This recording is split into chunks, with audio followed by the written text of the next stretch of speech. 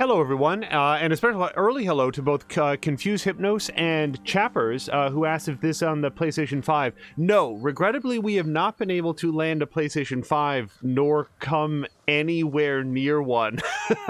It's actually been quite the adventure. It's a little hard not to feel like 2020. This is not the topic that I immediately intended to get off on, but it is starting to feel like 2020 represents the end of what I would have considered to be the traditional sort of like pre-order market, because 3 things right in a row, actually 4 things if you want to count 2 different models of video cards, the GeForce 3080 and then 3070, you could throw the 3090 in there as well. Then the Xbox Series X and then the PlayStation 5 are just not available to me. Now that's fine. One of the things that I've pointed out is that I'm okay. There's been a lot of, previous console generations where I was super hyped up and I wanted to get them right at release day, and the fact is I have so many things left in this current generation to check out that I would like to get the new consoles and like a better video card, but if it takes a while, it takes a while. It's not going to be that much of a burden. Okay, I'm going to take the second left up here. But the fact that, we've tried and struck out multiple times. Here's a tale of just what happened yesterday. So Sony had announced that they were going to have some availability on their website. So I went there and it said, hey, we're sold out. And I thought, well, maybe they would refresh a little bit later. So 30 minutes later, I clicked refresh. And it said, oh, now you're in the queue to get to the store. It's going to be about 11 minutes. If you wait, and it has all these things like if you wait, we'll play a chime and let you know, and then you'll have 10 minutes to come in and complete your purchase. And I thought, okay, let's see if they have some in 11 minutes. So I hung out for about 11 minutes, and after 11 minutes, it sort of prompted forward. Hold on, this feels like I'm going the wrong way. Sorry, I took the wrong turn. It said, okay, are you a robot? And I clicked, no, I'm not. And it said, okay, processing. Are you sure that you want to go ahead? Are you prepared to make a purchase? Are you prepared to make a purchase? And it's like, sure. I mean, if you have what I want, I will make the purchase. It then reloaded the page and put me into a queue that was over an hour, which I then left open for over an hour, at which point, I want to say 2.5 hours later, it updated to say there are no more PlayStation 5s. And it legitimately to me is pretty funny that there seems to be no mechanism for me to get one. Now Chappers is saying that he should have one coming Wednesday. Now Chappers, I know that you are from Great Britain. Are you currently living there, or are you in the United States? Either way, congratulations. But I know that I've heard that some other territories have not had the same kind of pre-ordering crises that we've had here in the United States. Chappers is in the US, yeah. So congratulations. I know that Jason McMaster also got his. And see, for him, I feel like it's a different ballgame. For McMaster plays so many different games. Where is there? Okay, it must be at the top of this hill. McMaster, if we had to choose on Earth who should get a PlayStation 5 at launch, I would also vote for McMaster. I am glad that he was able to get one, because he tends to play games several times, but not necessarily through to completion. He likes to sort of show them off, and here's what I'm having fun with right now. And that style of streaming is going to greatly benefit from having access to what is latest and greatest. So I got a chance to watch some of his stream. It was a lot of fun. Hold on, let's have a chat with this guy. Good day, my lord. Thieves and murderers are everywhere. But the bandits preying on Hiyoshi are worse than the invaders. The worst one can do is take advantage of their own people. A woman at Kechi Fishing Village lost her whole family to the fiends. I'm sure she'd appreciate the comfort of a samurai. Yeah, I will take any updates that these folks have. Oh, I should have held options. Okay, well, nonetheless, we're going to head on down here. Chappers is saying that my Cathcart was able to get one as well. That's cool. Like, the small amount of frustration that I feel that I've tried a couple times and not landed one, I really don't want to be mistaken for, like, the GeForce 3080, that was irritating to me because I do not know, nor have I heard of a human being that got one.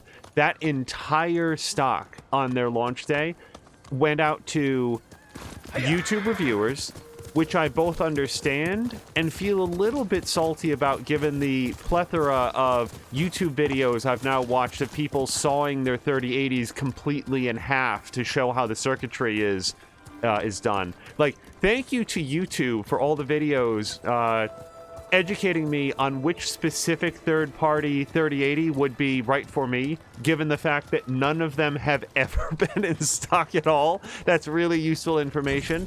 But when I see that, like, Chappers and Mike Cathcart and McMaster all got their PlayStation 5s, I am legitimately happy for that because they are going to, like, play them and have fun with them. And that was my story with, like, the Nintendo Switch, for example. I was able to get a Nintendo Switch right when it launched. I got exactly the one that I wanted. I've spent, you know, hundreds and hundreds of hours playing various things on the Switch. You know, I'm not a bot. I'm not a reseller. I bought it because I wanted to use it as intended and had a great time with it. So the idea that people are now having that same experience with the PlayStation 5 or Xbox Series, whatever. How are we supposed to refer to that? Just the new Xbox? Like, not everybody got a Series X. Some of them got a Series S. I don't know how to talk about it. Costco also had some availability online for both consoles. As far as I know, we don't have a Costco in the area, nor am I a member. So there's no bandwidth there. But that's, you know, ultimately what will happen is, like, Sony indicated they might have some more availability later today, you know, so I'll check out whenever that becomes available. And if not, if it waits until Black Friday or December or next year, you know, whenever it is available, I'll get one. You know, I have all sorts of things. But all of that was sort of in response to Chapper saying, hey, is this on the PlayStation 5? Because my understanding is that on the PlayStation 5, the load times in this game go to 0, and it runs at 60 frames per second.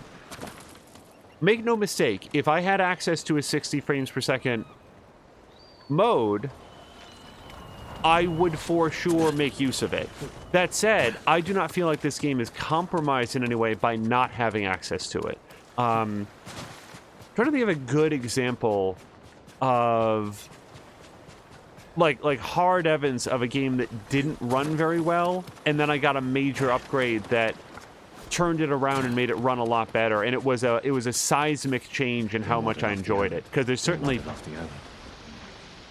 been adventures. Sorry, I'm talking over Jin a little bit. He was mentioning that these people were trying to get off the island, probably on that boat, and it didn't go well. Now there's a little lantern here. Do we think there's something further up? Well, there's something worth looking at, so I'm gonna go look at it.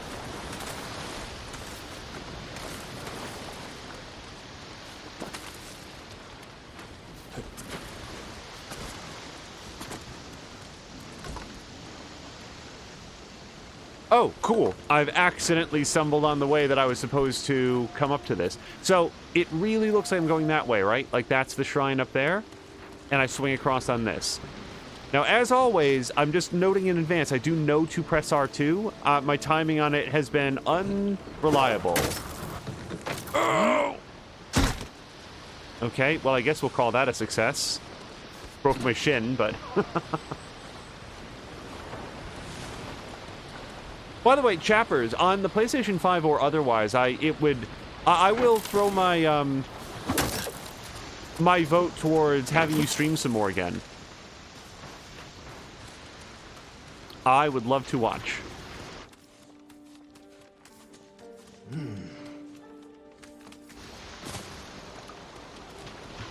Oh, and also, sorry, I didn't respond to it, but Confused Hypnos had said, like, oh man, that sucks. Yeah, it's like, that experience on the Sony website is kind of what I mean by, like, at every previous point in my life, if I was interested in a console, as long as I went in, like, around announcement time, I was able to secure pre-order, and I felt like, hold on, I don't know where to go here.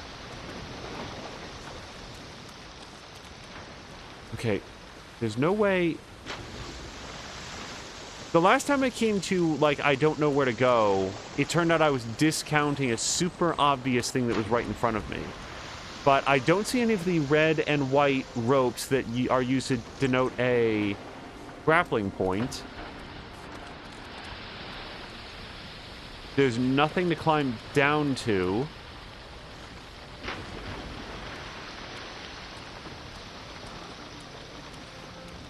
The only way I see is back through the gap, which I'm willing to check out. It just... well, let's go back.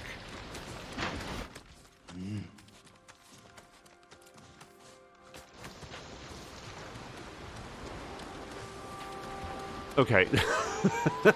This might be the way. Or maybe not. So I can slide down. There is something... Oh, and I can go up. Okay. So I do see some flowers there. I don't know that I can get back up here if I go there, so...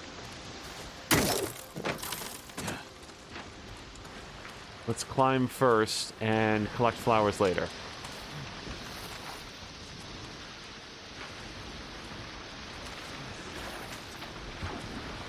Yeah, I'm sort of looking at the current situation and saying, like, is this an indication that the rules have changed and that, you know, bots are going to be so disruptive to any sort of pre-order attempt that the only way through is to bot yourself, not for malice or reselling, but to secure yourself the one that you want? Or is this just sort of a temporary aberration due to supply and production problems caused by the pandemic? You know, if we were having this whole thing 2 years from now, would it be a more reliable experience for regular humans? Okay, so we got the Charm of Susanoo, or Susanoo?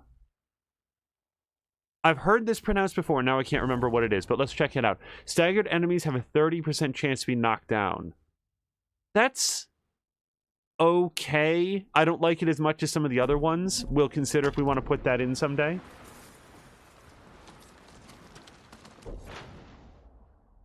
Okay, now, is that it? No, there was a dude who was just describing, like, hey, there's a woman who's in trouble. Remember that guy? Oh, we have a journal, actually. So, we've got our major quests, and then we've got our completed tales. Yes. Tales of Tsushima. Have I done this? Active Tales. Show on map.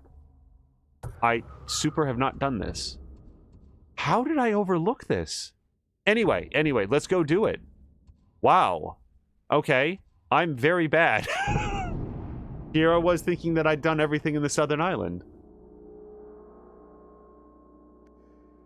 So that's interesting. So the load screen there said Mongol eagles can be easily targeted by kunai. I will try to keep that in mind because so far those eagles have been ruinous to my stealth plans.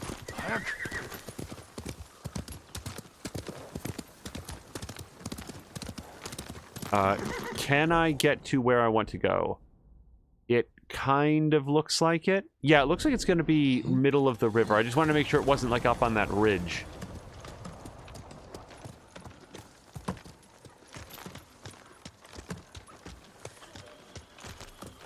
I shared in an earlier stream the experience that I had. Like the website didn't load right. Is fortunately not anywhere near as bad as the worst failed pre-order attempt that I've had. Oh, and everyone's just watching her. Okay, let's have a chat with her. My lord, could I speak with you? The invaders are gone. It's not that, my lord. A group of bandits is terrorizing Komoda. They slaughtered my whole family like animals. Then I'll hunt them down like animals. Where did they kill your family? At our home, north of here, on the river. I'll pick up the bandits' trail there. What's your name? Saki, my lord. I will avenge your family, Saki.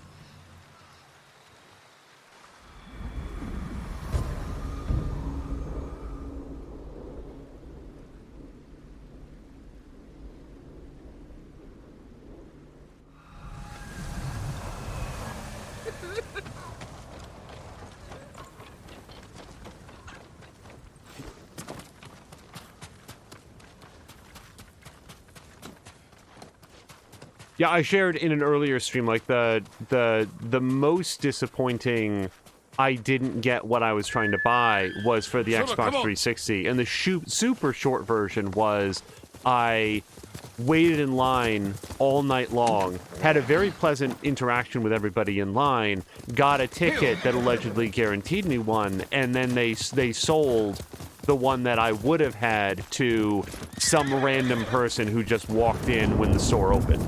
So, like, that was irritating because of the... Did that guy dodge? No, he didn't. Okay, for a second I was very impressed by him.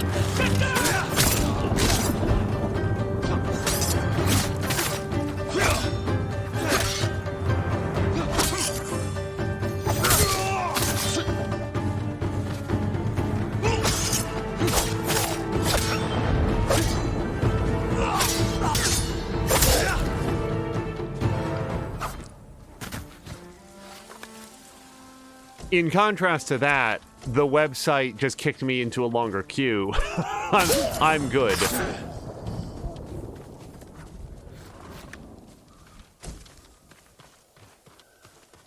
Now, the other thing that I've not done ever and will never do is buy from a reseller at some absurd markup. I saw somebody on YouTube recently who went ahead and did that. And again, for that person, it's a little bit different because I'm sure their channel flourishes on covering the latest thing as soon as it comes out, and that they will hopefully make back the extra money that they sold. But, sorry, the extra money that they spent on, you know, getting it from the reseller. But they paid almost double, allegedly, what, like, MSRP is. What is... Oh, there is an eagle, I assume. Hold on a second. Can I get down from here?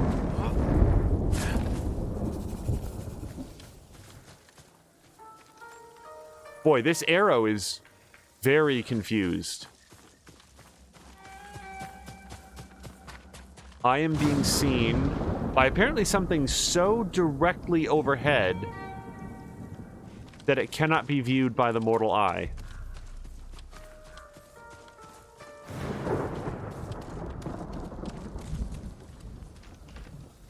Okay. I guess we're just going to ignore it then. Oh, wait, there is a person here. Yeah, let's do a standoff. I feel like that's enough hunting for one another.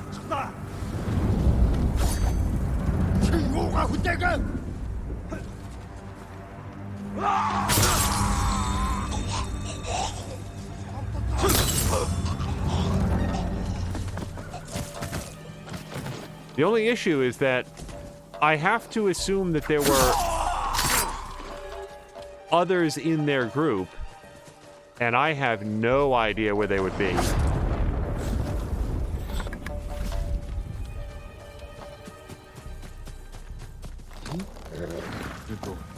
Yeah, to Chapper's point, we actually started marking the live streams as, you know, hey, this is PS4. It's technically a PS4 Pro, but I'm not sure that that makes such a difference. Well, we're playing this on a PS4 Pro for the record, but I figured like it was important to help clarify for people, hey, this is not the new hotness. Okay.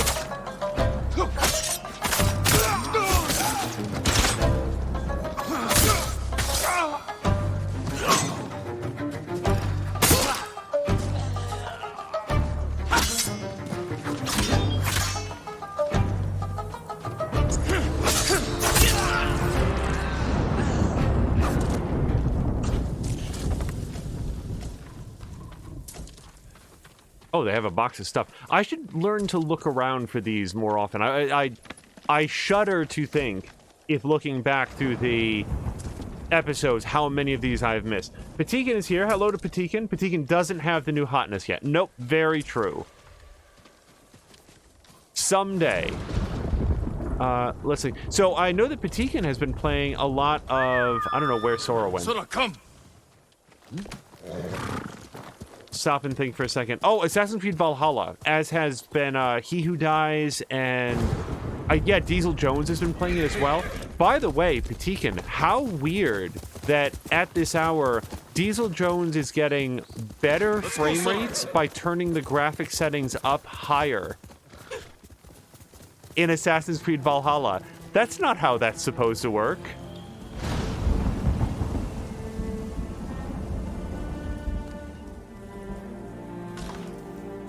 I actually looked up online on his behalf, so there's a YouTube channel that I've found pretty reliable for, like, hey, we did a bunch of testing. I really like the music here. I don't know why it's swelling up at this particular moment, but it's real nice.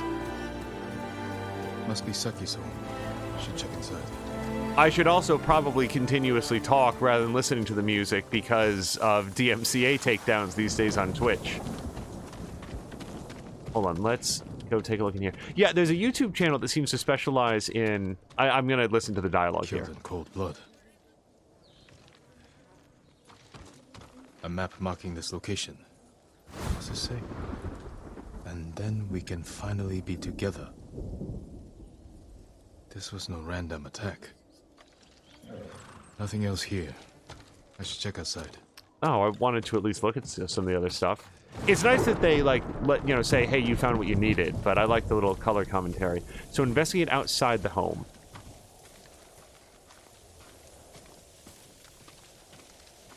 Hardware unboxing? I think it's something like that, the YouTube channel. And among, like, what they do is they walk through all of their methodology, but they also clearly timestamp, like, hey, here are our conclusions. You can skip ahead to right here if you want to just know what we recommend to get the best performance out of this game, and it's very useful. Died trying to protect his family.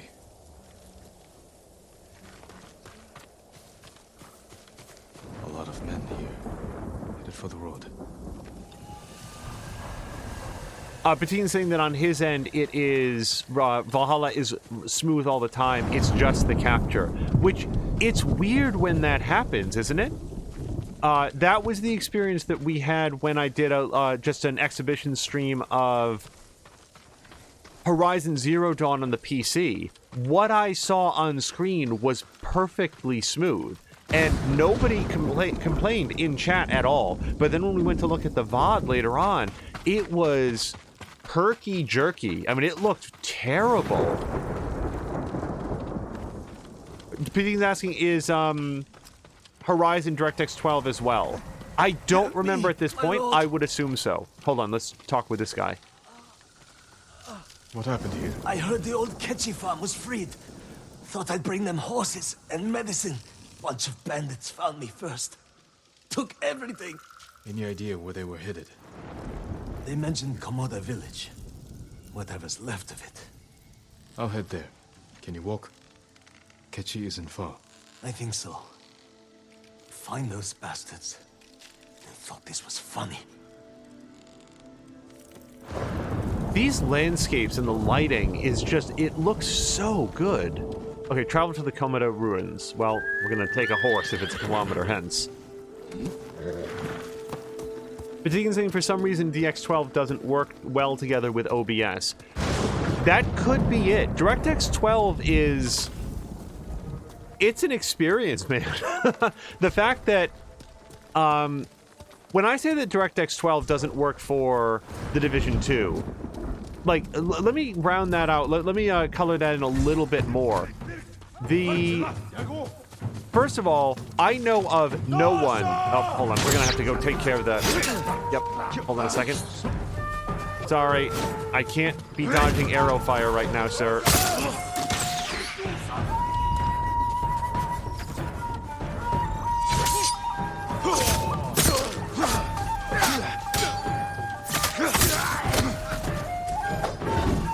shit, this is a brute, so I need to use this. Oh boy!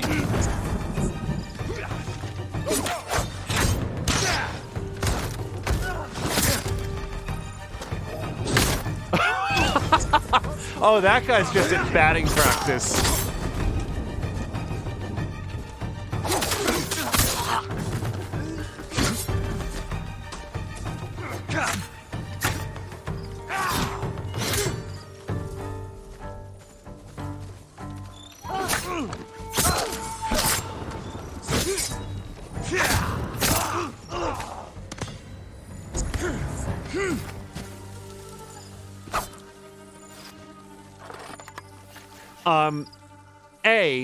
And I'm not saying that it's impossible to get running. I'm just saying that on the topic of Division 2 and DirectX 12, I have never encountered a streamer like Patikin, Tashir, SG Tiffany, Diesel Jones, G Nice. If any of them are running in DirectX 12, I mostly know the ones that definitely are not. None of them have ever specified it. And when this was mentioned on Twitter, in passing, hold on, is this a thing?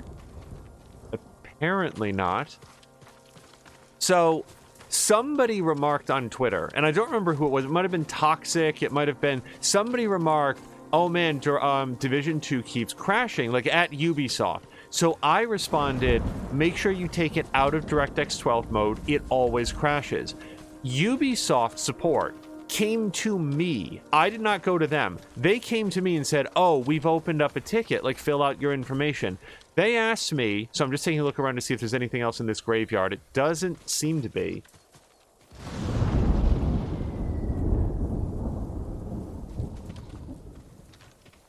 I want to read through what Patikin is saying, but just real quick, okay, I thought there was something I was missing. What is the words in my head? Oh, Ubisoft contacted me. They DM'd me on Twitter, their support team, to say, "Hey, we opened up a ticket. Can you send us your DX diag and this other, like, debug.log and all this other stuff?" And I gave them everything, and there was some back and forth. Like, they said, "Okay, can we take a look at this next thing? You know, what version of your drivers you're running?" I gave them everything they asked for. And then they closed the ticket because I was not being responsive. So I opened it back up. I wrote to them and said, "Hi, the last communication was you asking for this log. I believe I've provided it. If there's something else I can give you, please let me know, and I will, you know, because I would appreciate any help that I can get on this." And a week later, they closed the ticket again. No response, no updates to the ticket, and at that point, I left it be. So when I say that DirectX 12 mode on Division 2 does not work, I mean that I worked fairly extensively with Ubisoft support and gave them everything they asked for as soon as they asked for it, and they wound up pretending that I was being non-compliant. So that's my story about I appreciate them reaching out to me when I was not complaining. I was simply providing accurate feedback. Don't run Division 2 in DirectX 12 mode. It crashes randomly and you lose progress all the time. Okay, let's pretend that didn't happen.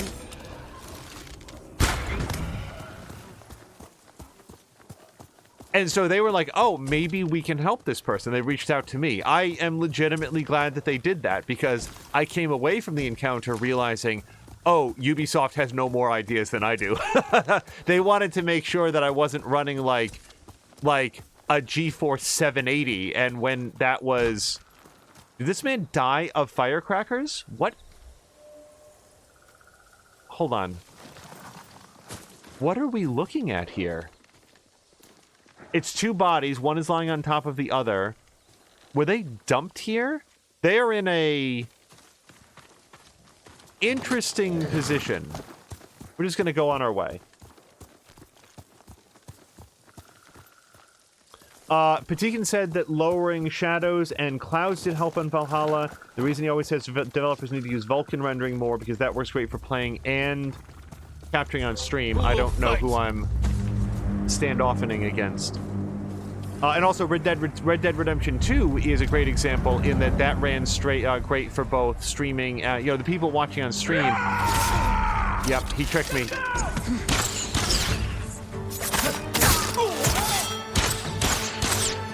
That guy got me. Normally, I'm pretty good at the fake outs.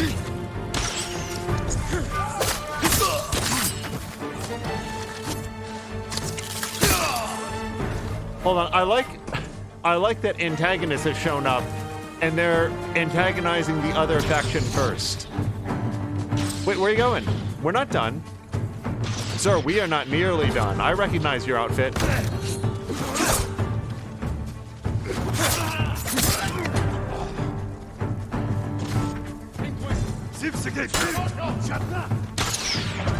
I can't do anything with that archer pinning me down, though. Okay, now we can get into it.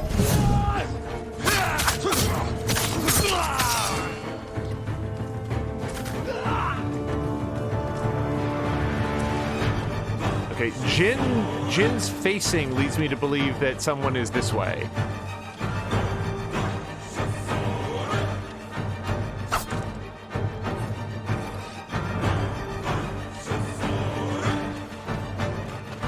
Hello?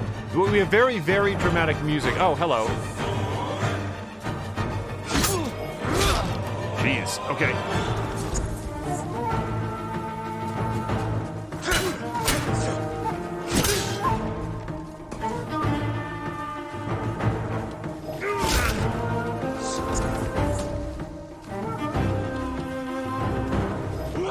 I don't know how to deal with someone who doesn't want to fight. This is a new experience. He's just hanging out this rock.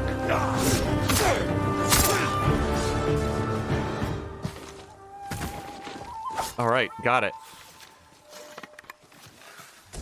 Obviously, saying that he didn't see the Horizon stream, so he can't tell if it was the same. He looked up what Verizon is using. Sorry, Horizon, and it was DirectX 12. So that's the issue where it looked laggy and framey. Yeah, if that's the issue, that will be disappointing because, I mean, I can't commit to it, but Horizon Zero Dawn would be fun to revisit again on the PC at 60 frames per second and, on sort of a hard mode playthrough. I'm looking forward to Tashir playing it. I think that's going to be a lot of fun. Friend or foe, do you think? Friend. I can tell by listening to him. Well, Patigan, one thing that might be is we've also adjusted in OBS the rendering mode since then. For anybody who watches this and wants a rendering mode tip, I have not had good experiences with the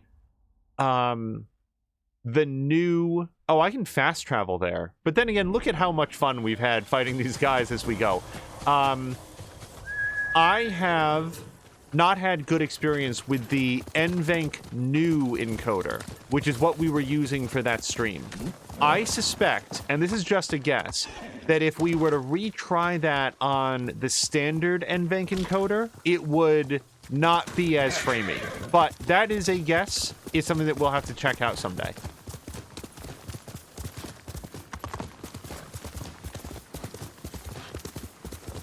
Yeah, Patigan doesn't have that because he uses AMD. Yeah, the NVENC encoder is an encoder that reportedly uses some back-end architecture on NVIDIA chipsets to offload all of the encoding work to the video card and result in basically no CPU overhead and no performance drop. And normally that's what we get, but there's two different flavors of it. There's the NVENC encoder, that's NVENC, for those taking notes. The NVENC encoder, and then the NVENC new encoder. And that second one, at least on a GeForce 1080 Ti, works until it doesn't. And when it doesn't work, it gets real, unsteady and framey and so forth. The regular, standard, established, traditional NVENC one, no problems at all.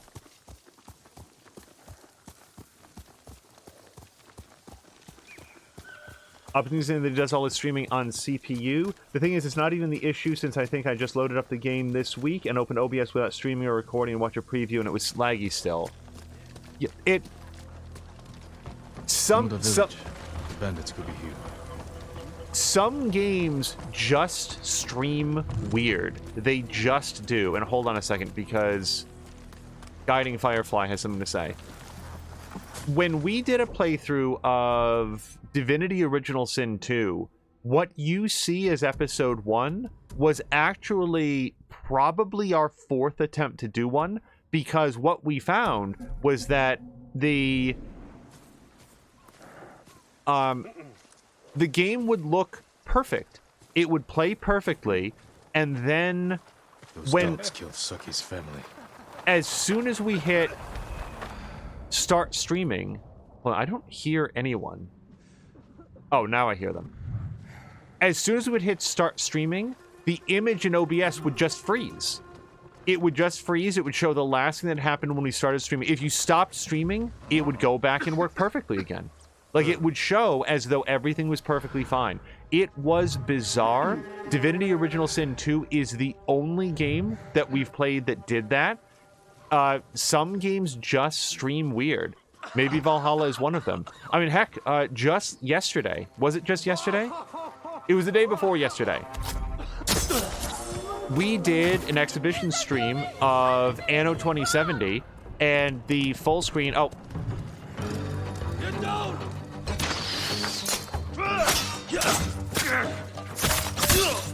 That game would not show up in full screen mode. We had to play it in full screen windowed in order for OBS to make use of it.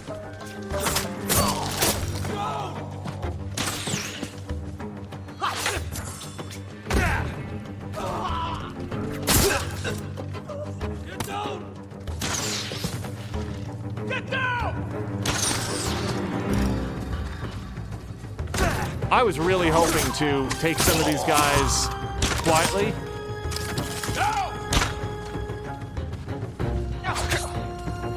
Okay. Spear guy.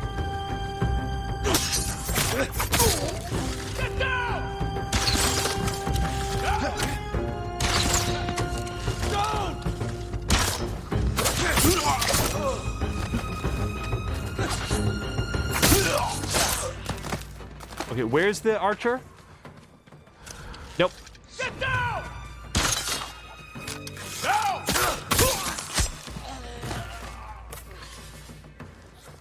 Okay. Worst assassin ninja reporting for duty. Hello to Haseo. Whoa!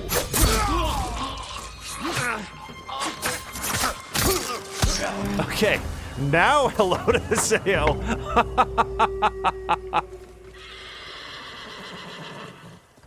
I really thought that fight was done. I would say I blame Haseo for almost getting me dead, but A, I don't want him to think I'm serious, and B, that was actually very funny. Haseo, I hope that you're having a great weekend so far. Gosh, Haseo was just... Throughout the week, there's all these, like, interesting things that come up because we'll check on people's streams and read them on Twitter and so forth. And then when it comes time to stream here, I should start taking notes. That's what I need. You know, we need to keep a paper here that I can refer to on the topics that I wanted to raise with people. My lord, will you let me go? Oh, she can go. If you tell me the truth, what were these men laughing at? Some poor girl. She was in love with Haruo. He was in charge. She told him where her family hid their rice. Was her name Saki? Yes, Saki. She thought Haruo would return her affection. Instead, he killed her family, took the rice, and left her in the ditch. And I was the instrument of her revenge. Get out of here! I'm going to have a word with Saki. Yeah, we sure are. And just in the interest of moving things along, we are going to fast travel back there. It's here? Yeah. But like, yeah, I would be interested, because maybe I'm just speaking out of school. I would love to get like a rundown of like Patikin, Haseo. I know Patikin and Tashir. Patikin, Haseo, Tashir, SG Tiffany, Dweezil, G Nice, everybody in the whole crew. Diesel Jones. Does anyone in the entire crew use DirectX 12 mode? And if so, what exactly are their settings and their hardware? Because What's going on here? Hold on. It's a strange tragedy, my lord. Where is Saki? She drowned herself in the river. From what I understand, she blamed herself for the death of her family. She was manipulated by the bandits you met on the road. They won't do any more harm. Thank you, my lord. Perhaps some good will come of this.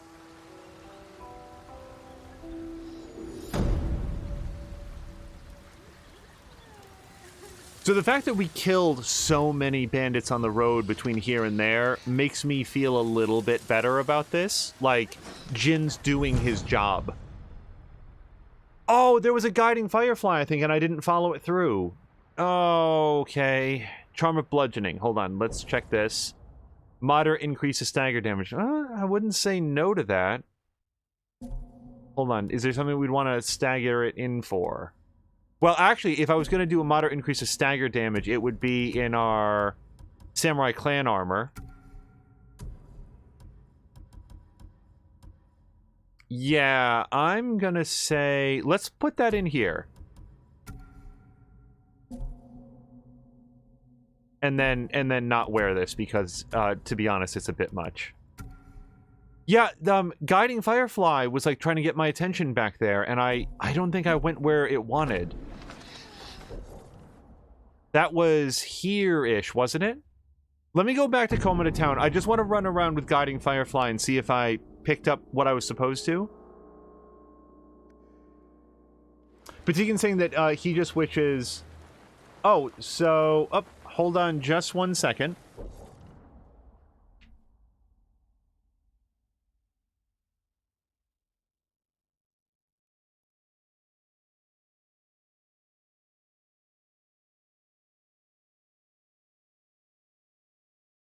Sorry, the cord's all wired up here.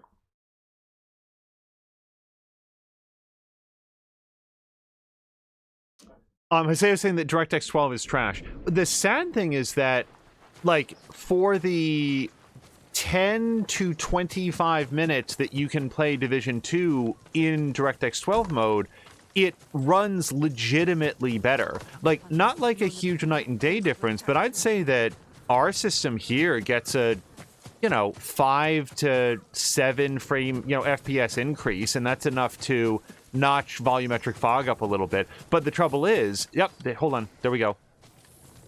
The trouble is, it will invariably crash later on. And Haseo, I don't know if you were here the other day, but in doing research online, what I have seen reported, and I want to make it clear that I have not attempted to do this, people on like Reddit and so forth have said that you can use MSI Afterburner to underclock your video card by about, I think it's like 10 to 20 megahertz, maybe 50. It's some like relatively small amount, and then it doesn't crash anymore. And I have seen that reported over and over and over again. It is not something that I have attempted to do. It must be above us.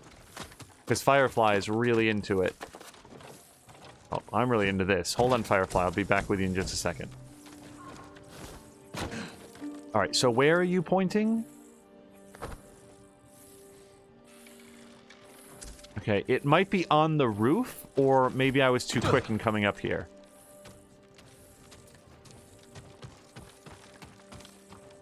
Ah, records. I gotta say, I don't hate the Firefly mechanic. I actually kind of like it's like hot and cold. To my love, I'm so grateful you weren't here when they came. At first it was just a ship or two far off. We thought they were merchants from Goryeo? It's my best guess. Then we saw more pirates, but then thousands of them appeared and stopped right off the shore, like silent Oni watching us from the waves.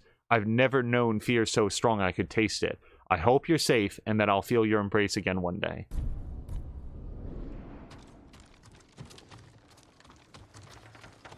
But Deegan's saying for him, it was like a night and day difference for DirectX 12 or for Vulkan. Oops. Yeah, well, Patikan, if, you know, I am not advocating this. I can only say that on the spectrum of things that would be dangerous to do with your computer, slightly underclocking your video card by about, you know, 3%, I cannot envision what damage that could possibly cause, and people are saying that will make DirectX 12 work in Division 2. Saying that aloud makes me sound like a crazy person, because I don't know why that would ever be the case, but that was sort of the topic we were talking about with Tashir the other day when he was here. Like, it's just weird. Speaking of Tashir, as I go to the journal and look for some more... So where is this?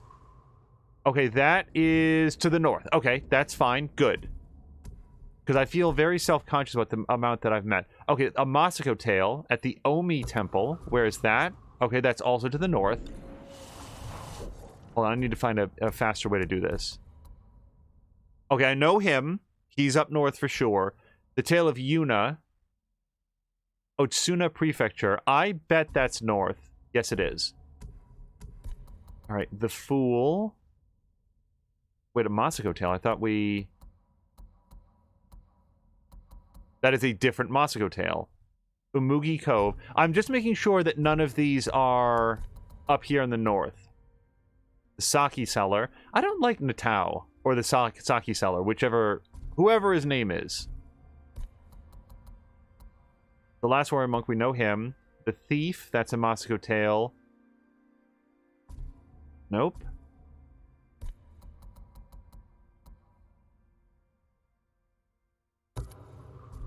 Wait. Which one is this? Okay, also to the north. What you see here is I am attempting to make sure that we've done everything in the north. And here's... So, Patikan, I have a question for you, and it borders on the spoilery. But here it goes, because I'm curious. Patikan would say, suggest doing the numbers next to those tail names. Okay, so that is good advice. Basically, where it says, it looks like what Patikan's saying is that when it says 5 of 9, 6 of 9, 4 of 9, to do them, you know, in sequence, because apparently, yeah, so here's a Masako tail 5 of 9, and here's 6 of 9. So Patikan's recommending to do them in sequence. That is helpful advice, so thank you very much. The other thing is, here's my question. Under collections, in my key items here, I have 1, 2, 3, 4 keys. I need apparently 6 keys to unlock a secret set of armor. It is notable to me that I found 4 of the 6 keys down in the south. Am I supposed to find the other 2 down here, or do I continue on my journey and those are found elsewhere in the game? I don't want to know exactly where, but Patikan's saying yes, they are apparently down in the south. That's frustrating, because I don't know what I haven't done here. I wonder, I don't even know where the armor set is. I wonder if it's in Castle Kaneda. Alright, let's go here. Yep, we're going to go to the gift altar and visit the Boyar. Oh, yes. Okay, so the keys are later in the game.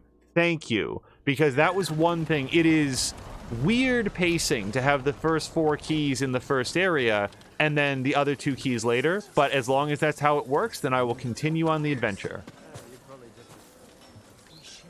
These are dark times, my lord. It would be wise for you to seek aid from Kami. Their shrines lie beyond the Torii gates. Sometimes I wonder if they hear our prayers. They're always listening and watching. If you persist in your efforts, they will answer. Thank you. I'll keep trying. those keys were one of the reasons that I wanted to like be very careful about going through this area, because if you're going to get a new armor set, you want to get it early in the game so that you have some time to spend with it. It's always been a little bit, just a small amount, but a little bit disappointing when, you know, you're playing like Assassin's Creed Brotherhood and you unlock this super awesome armor in like the last act of the game. So you get a handful of missions where you can wear it and look like a badass.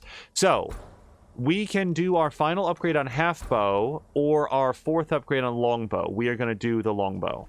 I like to try to keep my from afar gear relatively Goodbye. equal. And have I gotten any technique points here? No. Okay. That's it. Ladies and gentlemen, that's it. It took an hour, not 5 minutes, because I'm always real bad at estimating how long things take, but we are done. We are done in the South region. So I can fast travel to Fort Ito, and I think we're going to do that and go check out undiscovered location. Petikin saying if you cleared all the red icons, you see the whole region. So actually, Petikin, let me ask you one additional question. Here in the map, like in a Ubisoft game, you can filter out like all of the completed objectives. So that helps to make the uncompleted, like, don't show me towns, don't show me things I've done, only show me fox dens. Like, you can set up certain filters on the map.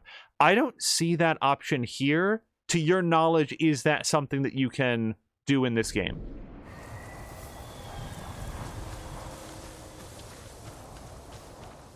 Okay, we are on to new lands, and we have a good stretch of time ahead as well. Sorry, I haven't yet circled back to the fact that I hope everybody will check out Tashir Games and also reach out to him on Twitter. He woke up the other day feeling really bad again, which is the second time in like a week that he basically started feeling real rotten, and I hope he's feeling better real soon. I was very much looking forward to watching his the start of his Syndicate playthrough. He was going to play Syndicate, the most recent sort of first-person shooter-ish game from EA, and I'd love to express that I was excited for that, and also completely understand that when you're sick, you don't stream. Like, always take care of yourself first. So that playthrough will still be here later, and mostly what I want to express is that I hope that he feels better real soon. I just saw Yellowbird float by.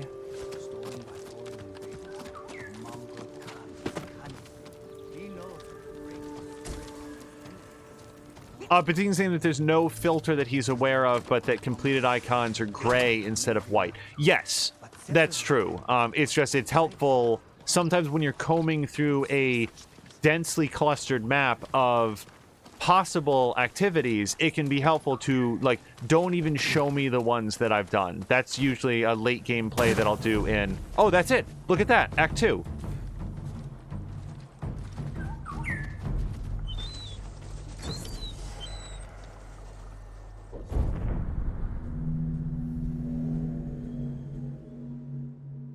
Kotenkan is striking back by sending Mongol forces to raid the farmsteads of Izuhara. Liberate the farmsteads to free your people.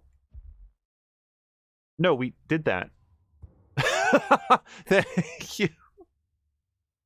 Thank you, game, but we did that. Oh, I jumped the gun. Oops.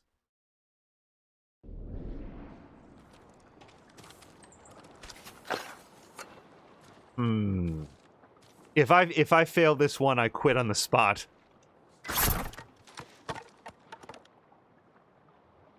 Okay, this one I might fail.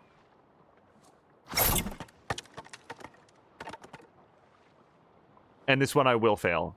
Because, like, you know what you want to do? Like, I can think it through, but just to make your fingers do it, because you have to do it exactly the right number of times. Okay, we did it. Patigan had the same experience, yeah. There's times in a game where, like, you will... I call it sequence breaking, where the developer clearly intended for you to do something in a particular order, but because you did it backwards, it it doesn't play correctly. Like here's an example. In the background, I have been messing around with Fire Emblem Three Houses, which is a very good game that I accidentally set to be too easy. So the battles are sort of perfunctory, and I'm playing it more for the story beats and stuff. Without giving anything away, what is over here? Okay. Without giving anything away, there will sometimes be mainline story developments that then play at odds with some of the optional story developments as you rank up with your various associates. So characters will speak as though really major character events have not happened. They're just suddenly oblivious to the major cutscene that just happened. And that's not the fault of the developers in any way. I find that greatly preferable to let me just think about like how I want to phrase this. To having such a rigid story that you can't skip anything, or like it's impossible to sequence break, but it does sort of draw you out of the story a little bit. Hello to Ricky the Artist. Particularly saying that in Assassin's Creed Odyssey, there were lots of times that he picked up quest items and then met the quest giver. Yep, ditto here. Yep, you pick up something and it's just inexplicably marked. Wait, why is there a question mark on my map? Oh, because I just discovered an undiscovered location. Yeah, Assassin's Creed Odyssey, and I was fine with that. Nothing has made me more curious about Valhalla than the abundance of people. And I don't mean this as a criticism. I mean that it's legitimately really interesting. The abundance of people, professional reviewers and players alike, saying Valhalla is smaller, more modest, less adventurous, and less sort of like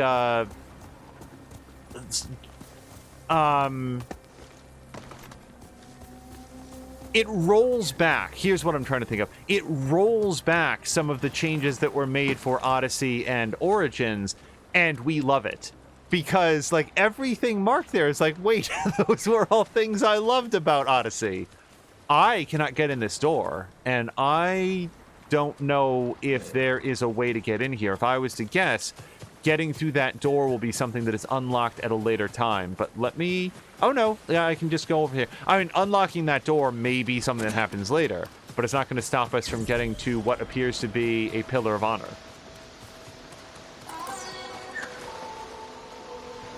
Rickety, everything is going great. I'm having a great Saturday so far, and I hope that you are as well. Dueling Festival. Your foes will drink and feast on chaos and blood. Okay, well... Not with that outfit. Speaking of outfits, though, let's go... It's been a while since we've mixed up colors. Let's go to... We have not worn yellow, I don't think, in a real long time. And what headband goes well with yellow?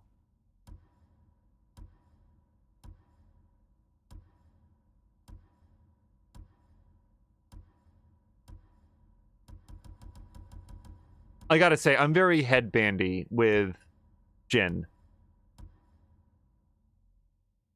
I like that.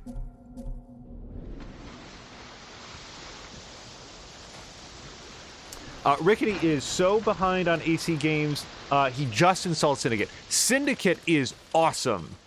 I really like it. It is a point of disappointment to me that Assassin's Creed Syndicate is not going to be backwards compatible from PlayStation 4 to PlayStation 5. I made this observation in an earlier episode of Ghost of Tsushima. There's only two explanations for that. Number one, it somehow makes use of a, like, higher hardware memory or something on the PlayStation 4 that is so hyper-specific to that architecture that it cannot be replicated on the PlayStation 5. That seems unlikely to me. I'm just guessing, but that doesn't seem... The flowers have a different design here in the second island. I'd be a little bit surprised if that's what it is. Instead, what I think might be is it possible, do we think, So, Ubisoft is prepping an HD remaster collection of the previous generations of Assassin's Creed games. We got one. Come here and fight. Hold on. These might be new enemy types. Hold on.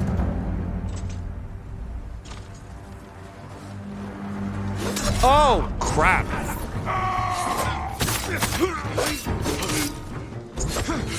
I am not dressed for this fight.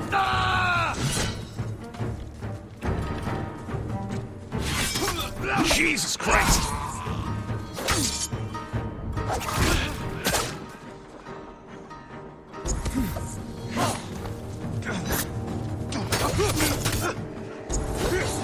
Oh, this spear guy does not give a shit.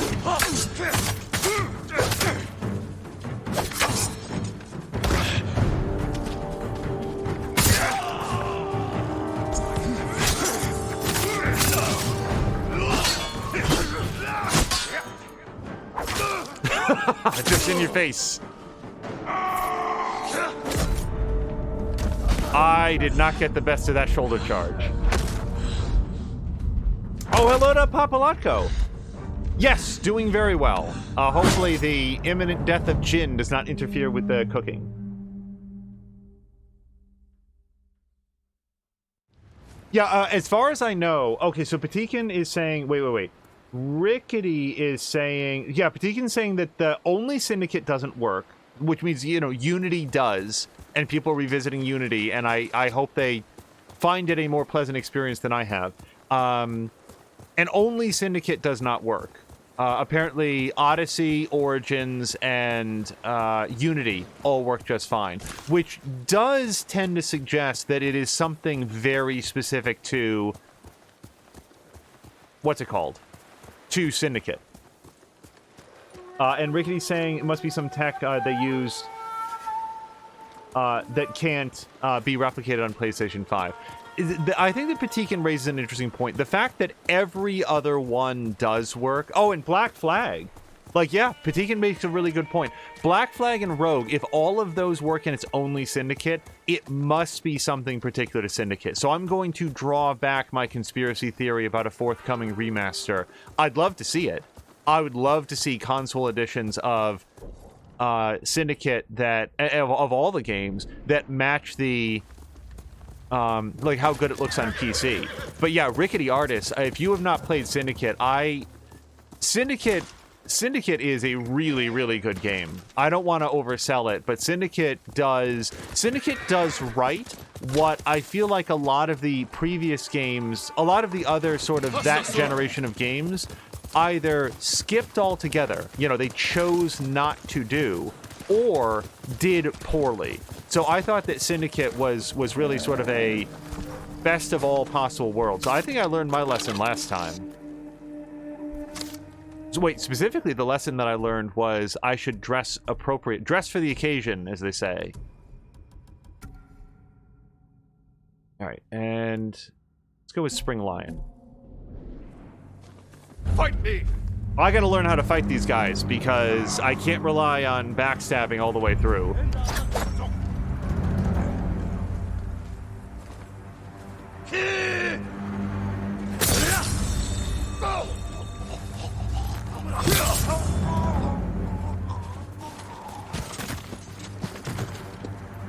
Oh, that was the horse. I saw somebody coming up. Oh! Dodge, dodge, dodge! Okay, well, I didn't take any damage. We did it.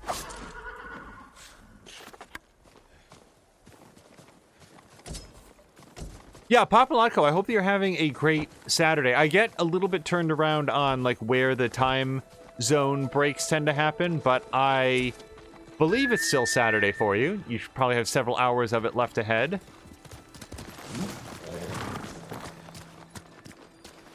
Rickety plans on playing it as soon as he finishes Red Dead. Started Chapter 6 last night.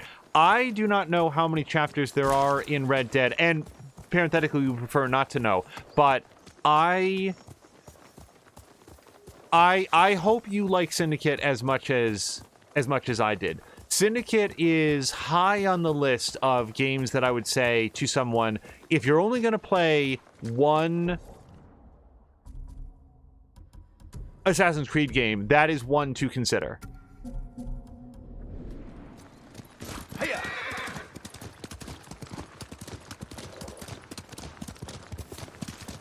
I feel like there's enough Assassin's Creed games now that you can split them into tiers the way that you would like a Marvel movie, like the Marvel franchise. And for me, Syndicate definitely falls into the top tier of games. Syndicate, Black Flag, Brotherhood. Brotherhood, I mean, Brotherhood still, I was about to say maybe it doesn't hold up so well, but I've played it recently, and it still holds up real well. Okay, let's mix it up here a little bit. Rather than going back into my defensive armor, let me do some Ronin stuff here.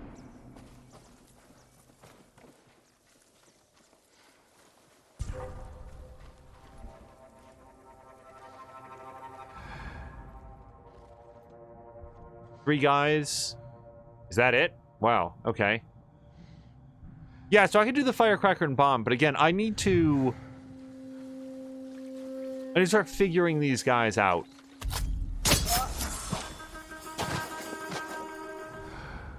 I think I've lost my ability to do a standoff, so we're just going to announce ourselves.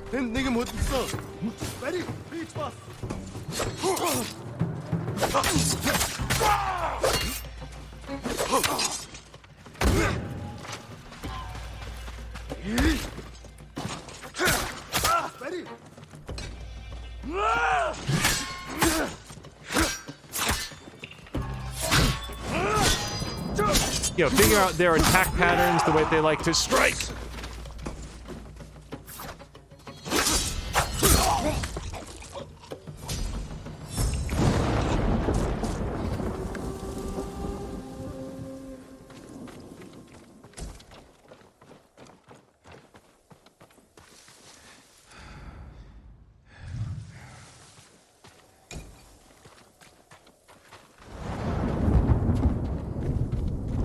Yeah,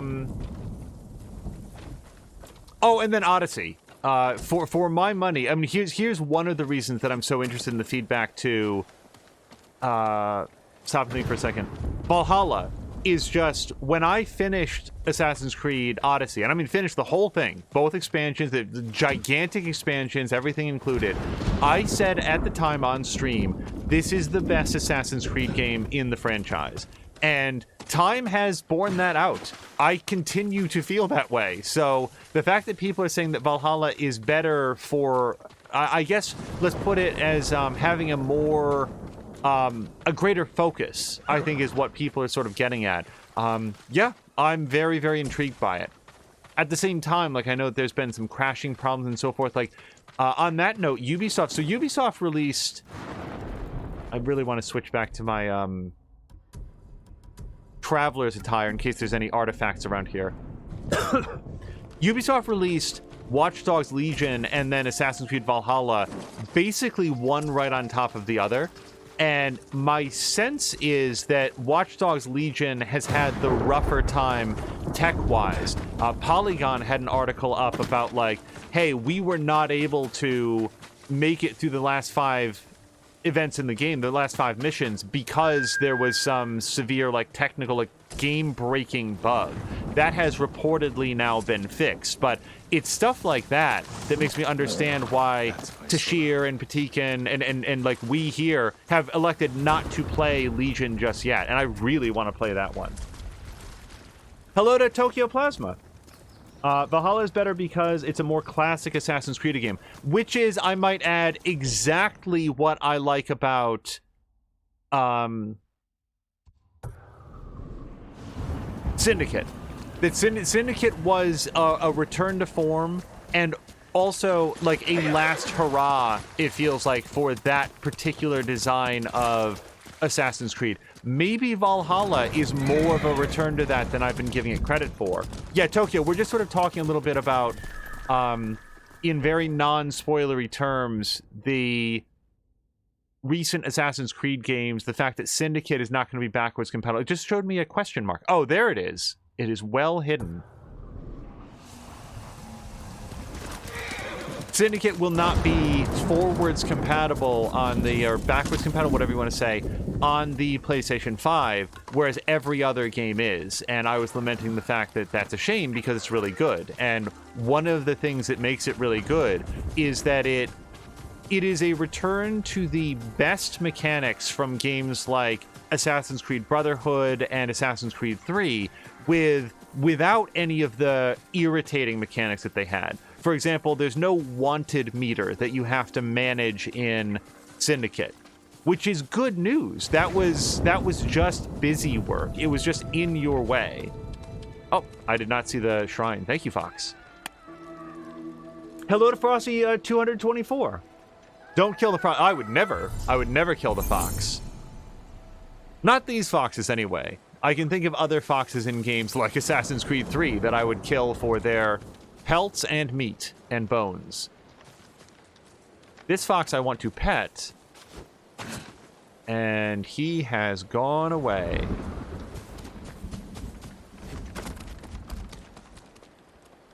Yep, he's gone. Just look behind this rock, but yeah, the foxes don't hang out for me. They hung out for Patikin. they like being petted by Patikin's character, not me. Patikin saying, do you know what else makes Valhalla better? You can pet the cats and dogs. Yes, I've seen some coverage of that, which is nice. I like those little bits of interaction. It's a point of separation between myself and More Than Amia, who you guys can check out over at twitch.tv/More Than Amia. If she does something in a game, like pets a dog, for example. Oh, hold on. Get down. I don't... Yeah, this is not going to go well.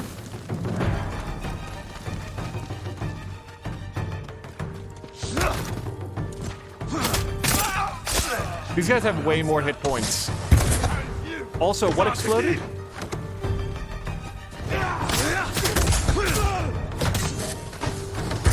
I have no idea who is doing things that explode.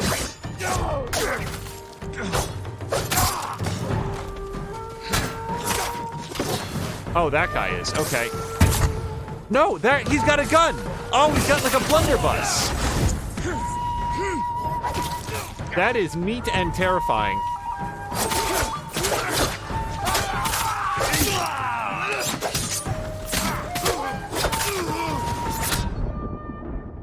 Stone stance is effective. Yes, I know that. I'm not...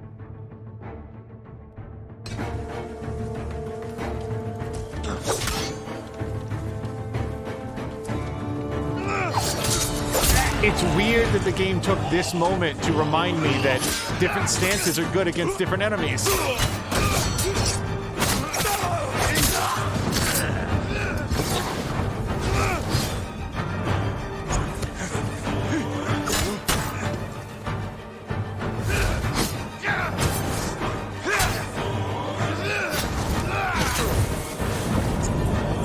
Okay, I don't want to waste a kunai against this guy, but he is on point.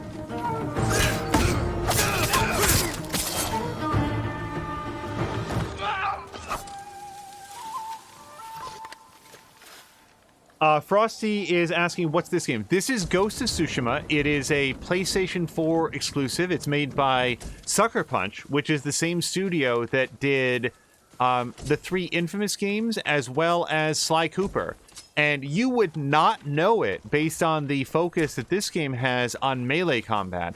The 3 Infamous games, as far as I know, have effectively no melee combat and play very much like third-person shooters. Sly Cooper is a sort of cartoony, sneaky game with a heavy emphasis on stealth and, you know, knocking out enemies from behind, but in a very cartoony way.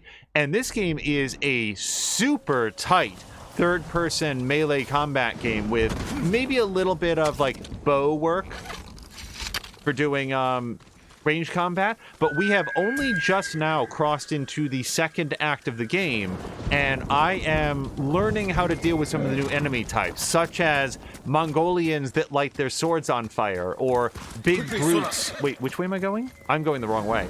Big brutes that have blunderbusses that cause mysterious explosions, and I can't figure out what is blowing up.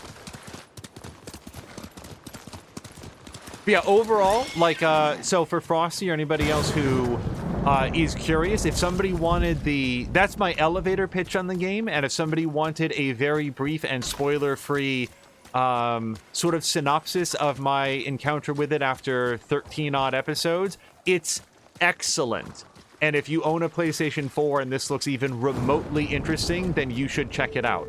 Yeah, so again, I'm not going to try to charge these guys. I got to learn how to fight them. So...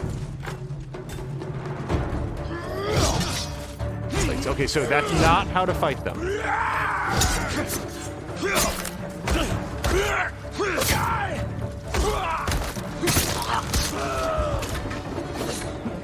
Okay, we're going to switch to spear stance.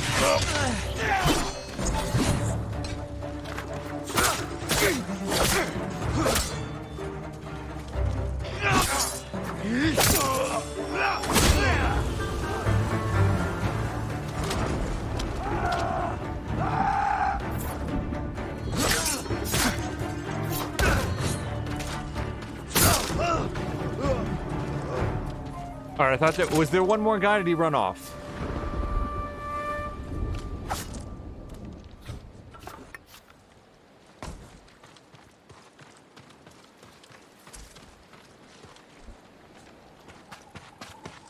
Yeah, the game broadly appears to be divided into 3 separate islands. This is the second island, and it has a very different sort of like biome. Like the flowers all look different. We're getting tons and tons of flowers that I like, and there is a whole different crew of enemies. And the way I'm thinking about it is that as long as we're on our way to our mission, maybe I should take this opportunity to figure out how to fight some of these enemies so that generally, I like sneaking up and stabbing them in the back of the neck so that there is no fight at all. But sooner or later, you're going to get found out, or there's going to be a quest where you've got to deal with the... Hold on. I cannot turn fast enough. There we go. You got to deal with the enemies head on, and I would prefer to learn about that early, and... There we go. Now, where was the other one?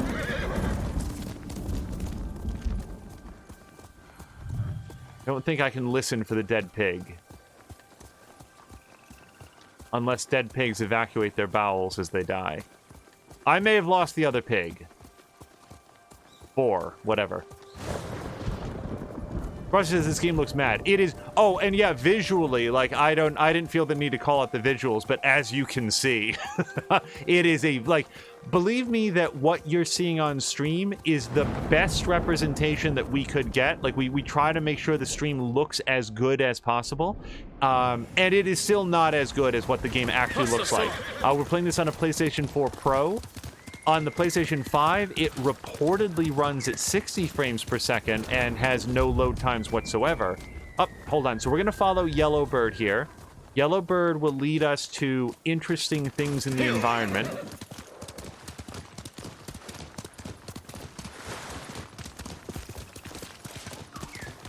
Sometimes without regards for what we can and cannot navigate with our horse. Lord Sakai, please join me. The Okay. tale of Gosaku awaits you. Let's listen to the tale. Oh, and by the way, so Frosty, if you like, this is the first playthrough, yes. I think you're going to like the art style that I believe we're about to see here. As soon as I sit on the ground. Okay. Gosaku, tell me about him. Gladly, my lord. 2.5 centuries ago, Tsushima was terrorized by the Red Hand bandits of Akashima. Around this time, a farmer named Gosaku heard the spirit of a dead samurai calling to him. He found the body, still clad in brilliant armor. Overwhelmed by the armor's beauty, Gosaku stole it. Before long, the Red Hand reached Gosaku's home. Knowing the farmers would lose everything if the bandits went unchallenged, Gosaku donned the samurai's armor. The bandits charged. Gosaku's sword arm trembled in fear. He resigned himself to death. But blow after blow glanced off the armor, and Gosaku did not falter. The bewildered bandits staggered back, tripping over their feet. A mysterious sense of calm suffused Gosaku's body and mind. Impressed by Gosaku's bravery, the dead samurai's spirit guided his blade. Before long, Gosaku cut down the final bandit, and the Red Hand were never seen again. Years later, when Gosaku died, the farming families locked the armor away for safekeeping. Each family holds a single key to the lock. Now terror stalks our island again. The farmers of Tsushima claim to have seen Gosaku high on a hill, looking for a mighty warrior to protect our farms once more. I think that's the armor that we've been collecting keys for. Yes, Frosty, I'll be happy to catch you up. And Patikan, I'm not certain of the schedule. I will have to check that. Unfortunately, I don't know if I'm going to be caught at work late again The armor this is still weekend. locked away. And now the Mongols are hunting for it, raiding farms across the island in search of the keys. Which farmsteads hold the keys? Aoi, Iijima, Kuta, Koshimizu, Ohama, and Yagata. If you find the keys, they say the armor is hidden on a hilltop in Akashima. The Mongols will never lay hands on it. Of that, I am certain, my lord. Okay, so this is the armor that we've gotten 4 of the 6 keys for. And yeah, and now it marks on the map, presumably where the other 2 are. Okay, so that is helpful information. We're not going to go do that right now. Instead, we're going to ride north and probably do a Norio tale. Let's just take a quick look at this. The warrior monk Norio told me a fellow monk of Cedar Temple is helping the people of Akashima village. Norio asked me to join him there and bolster their efforts to resist the invaders. Yep, we might as well start making some inroads here. So, for the benefit of Frosty, this gentleman right here that you see that I am, his name is Jin Sakai, and in broad strokes, when he was very young, he saw his father cut down in front of him. He was probably about 10 or 11, I'd say, but didn't yet have any sort of fighting skills, and so his father, who was Lord of the Land, was killed. I believe that power was shared by or then fell to his uncle, who subsequently taught Jin how to fight and taught him the way of the samurai. And sort of the tone that's been set in the game is that the land of Tsushima here, which is an island off the coast of Japan, is sorry, I'm struggling to think. It used to be ruled by bandits, and it used to be very lawless, and then the samurai came and basically instituted a sense of law and order by executing judgment out in the open in front of everyone, and by living by an extremely strict code. And that code served everybody really well. No sign of any other monks, though. Until the beginning of the game. Hold on, we've got Guiding Firefly, who wants me to go check something out. Right at the beginning of the game, and by the way, we have the whole game up in the collection, so if you would like to see this, it is like you can jump back and watch episode 1. It is a very good intro to the game. Where the game picks up is a Mongolian army is invading Tsushima and has brought overwhelming force and an extremely cunning and brutal warlord named Khotan Khan, who I believe is the cousin of Kublai Khan?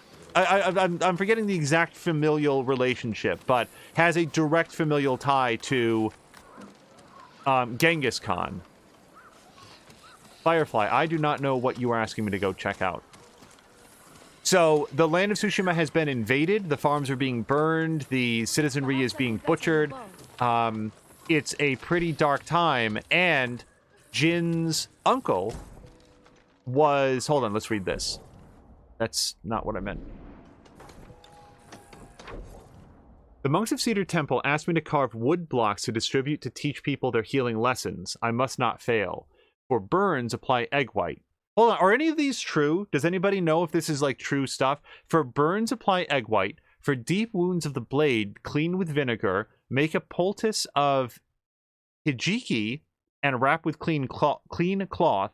For injuries of bludgeoning, keep the injured area still. Wash with cool water. Acupuncture on the opposite side of the body for pain. If only they had reached us in time to save Father, but I cannot save him. Perhaps I can save many others. Specifically, egg whites on burns. Is that a thing? Because I prefer not to be burned, but it's happened on occasion, and I sure would like to have some way to make that less bad. And Guiding Firefly has something else for us. We are going to continue with the story, but I want to find whatever it is that this Firefly is trying to lead me to.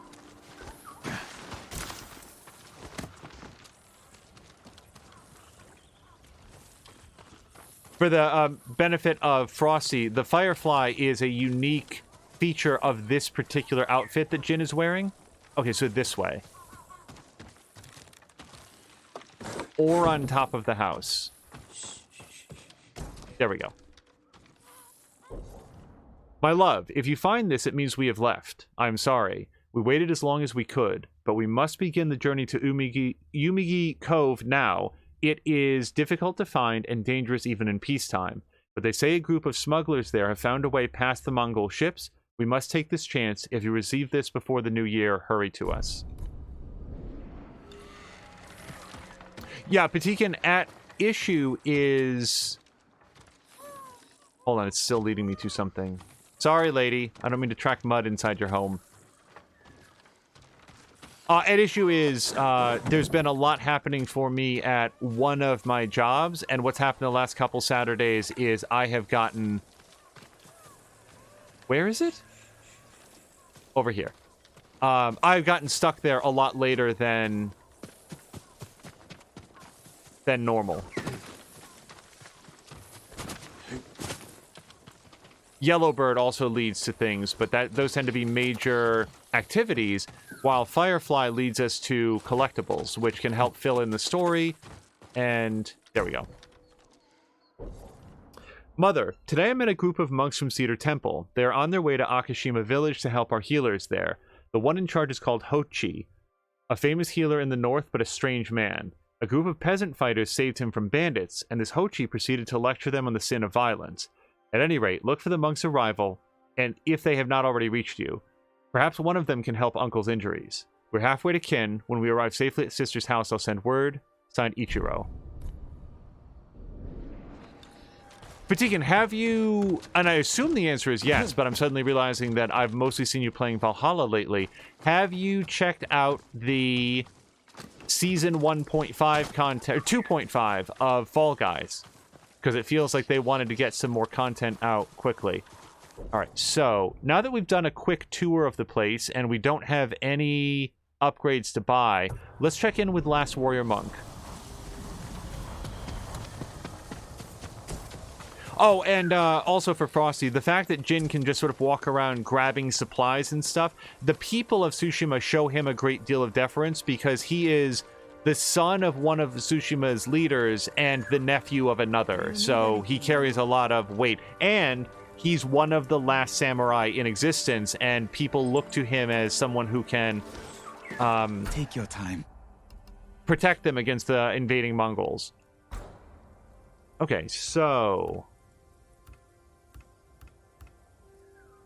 Yes, I can buy a couple of these. Let's buy the Warrior's Darkness. Because I have picked up a ton of flowers. Yep, we'll pick that up. And for the bow vanity gear, I don't dress up the bow that much. But they're only 5 apiece. How about the hats? Are there any hats that I can get? We can get a farmer's straw hat. I'm not going to wear that. I am going to buy it, but I'm not going to Good choice. wear it. Let me get that one. Knight's Ocean headband. Yes. May it help you bring victory. Oh, so we got 23 left. I can buy a hat that I'm not going to wear for 20. Or... Wait, are there more? Wait. Oh, there's Super R, Amber Assassin, and Lethal Aristocrat. Well, that is my preferred class in every RPG. You'll find that very useful. If you can bring more, it's yours. Boo and a half. I didn't check. Yep. Look at that. We've got all sorts of cool sword gears that I could have gotten as well. For the benefits of Frosty, these are all purely cosmetic. But I like dressing up my characters in different colors and such. Right now we're wearing yellow because we just are. Okay, so the wind in this game points you towards your objectives. It is preferable to having a map marker. So here we're going to meet up with the last warrior monk and find out Lord what Sakai, he wants to do. Where are the monks from your temple? Hochi and his followers came down from Cedar Temple to train healers in the village. Mongols kidnapped them. They took nothing else? Hochi went peacefully, so they spared the village. Slaughter those who resist. Reward submission. Khotun's favorite tactic. He should not have gone along with them. He gave himself up for the village. The Mongols will be back. All he did was delay the end. Then it's a good thing you and I are here.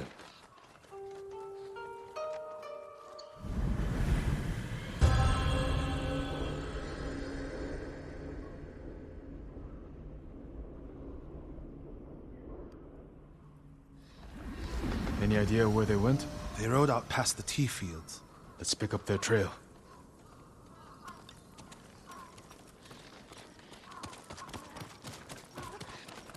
So Norio, we've only We just... can't let them harm the monks. The Mongols will keep them alive for their medical skills. I'm sure of nothing when it comes to the invaders. We've only just met. He was introduced to us right when we came to this second island, but he seems like a good dude. They came this way, past the tea fields. Look for tracks.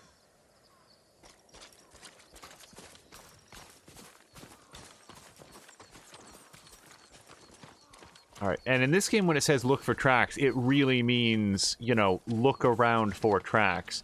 If we go outside the zone, it'll let us know. I wonder what this is. Is that where they, like, lay rice out to dry after they've, Oops, I'm outside the zone. I think I'm outside the zone.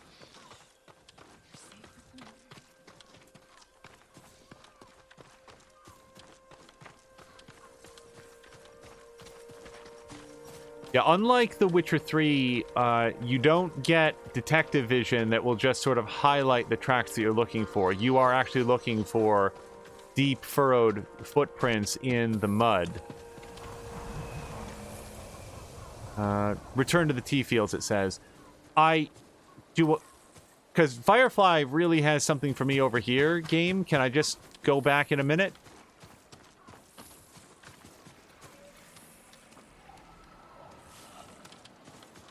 The only thing about Firefly is that he doesn't always keep up with Jin. So you gotta stop sometimes and let him get oriented. But here it is. Okay, hold on. New records. We've entered the latter day of the law. Before the Mongols came, the people committed the gravest offenses with less concern than scratching an itch. But it has only become worse. Our mudras and mantras are useless. Our healing arts no longer cure illnesses. If anything, they are made worse by our ministrations. Now the monks have been taken, what is the point of prayer when we are doomed?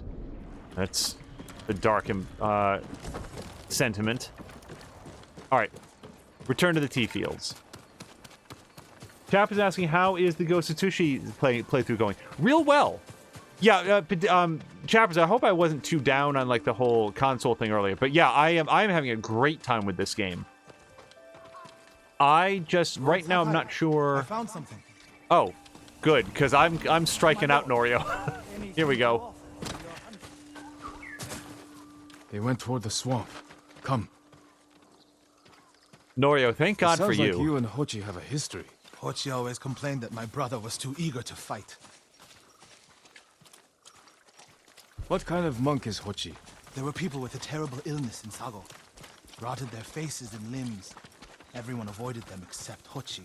He lived among them, treated their wounds. Bravery takes many forms. Hochi thinks warrior monks are driven by anger and hate. But when I swing my naginata, I sacrifice the few to save the many. And I do it without hatred. I could not remember the name of his bladed staff, Naginata. Yeah, so Chappers, just to catch you up as well, we've only just recently entered the second island here in the game, and it has some new enemy types with new attack patterns and much, much tougher armor and defenses. So I have been taking an opportunity here to learn a little bit about fighting them. For our actual, I'll definitely be returning to backstabbing as soon as possible. Stay here, Norio. I don't want the monks to get caught in the middle. Okay, we're going to have an encounter here. So, again, for the purpose of Frosty or anybody who's joining, we have different outfits here, and the Tadiori army here is very archery-based, and I may take that hat off of him. But the Ronin attire here is for sword fighting. Does a lot of damage, or at least the way that we've kitted it out. It's also very good for stealth. And if we're trying to go on a rescue hostage negotiation, stealth feels like a good opportunity to do that. For example, we can see a sentry up there. This guy might turn around, so I'm going to get into the reeds here.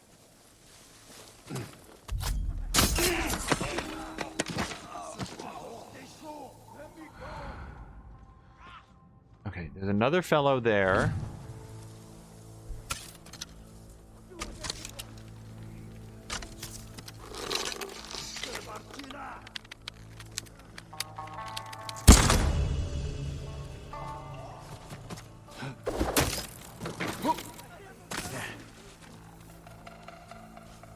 All right.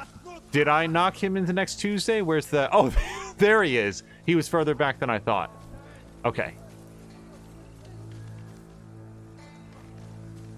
Chappers traded his PS4 a month ago and then bought this, so we haven't played it yet. I think you're really going to like it. I will note that I am playing this on hard. There is plenty of opportunity to play it on normal, I think, and have a really, really good time. So here we're going to do some archery combat, so I'm going to switch to my archery outfit. And it's been a while since I've switched... I don't know that I've ever switched colors here. What do we like? Ooh, Relentless Hawk looks pretty good. And I'm sorry, we gotta lose the hat. I just can't.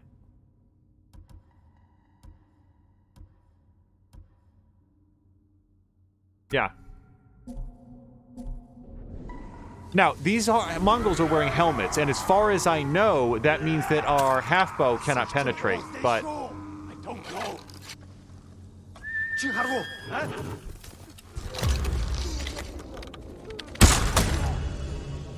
Wait, why are there... I thought there was more guys down there. Nope, don't kill him. Stop it, stop it. Stop it. Yeah, see, that's why I wanted to take some of these fools out before I... So we are in a very bad outfit for melee fighting. Not impossible, but I'm going to need every benefit we can get. So I'm going to do what I feel a little bit is a cheating and just switch into full armor right here in the middle of combat and then immediately get killed.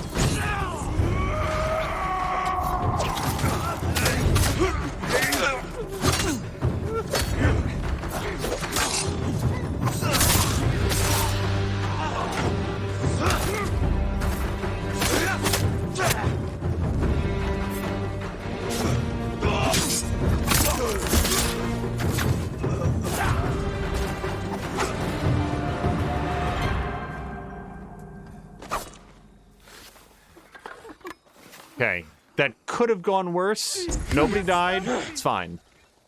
Hold still. Hey, Club! Are you the samurai who rose from the dead?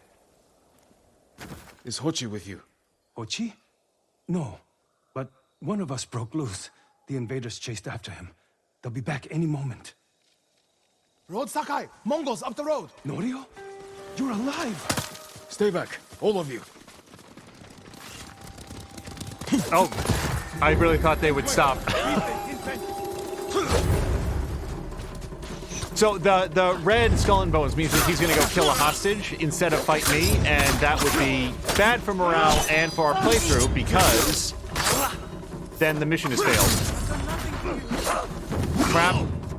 Okay.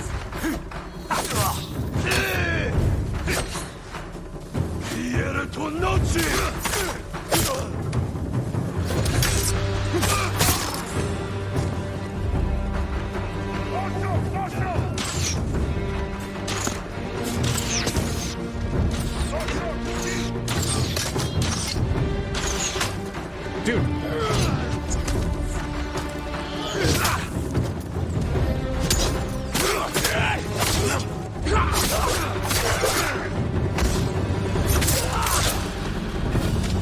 Okay, now to say hello to the archers.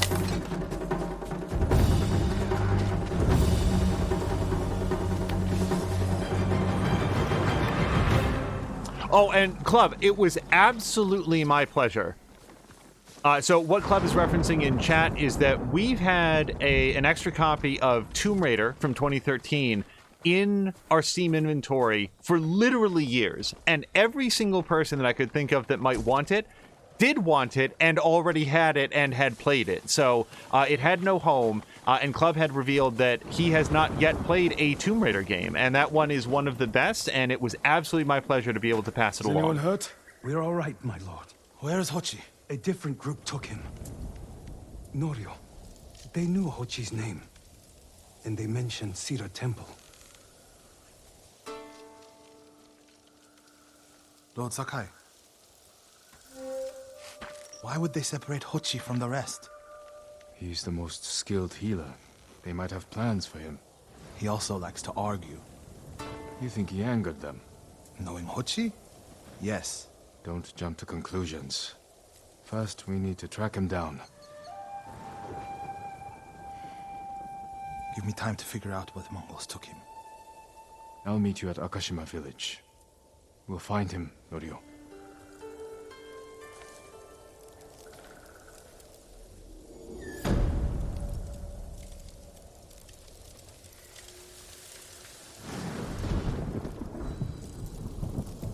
Oh, we have an upgrade point that I have not spent. Oh, excellent. Excellent. Charm of Resistance 2. And that's better than we've ever had, and we're wearing the perfect armor to slot it in. So, reduces all damage by a moderate amount. That's what this particular set we've done all the way through. So, probably put it in there.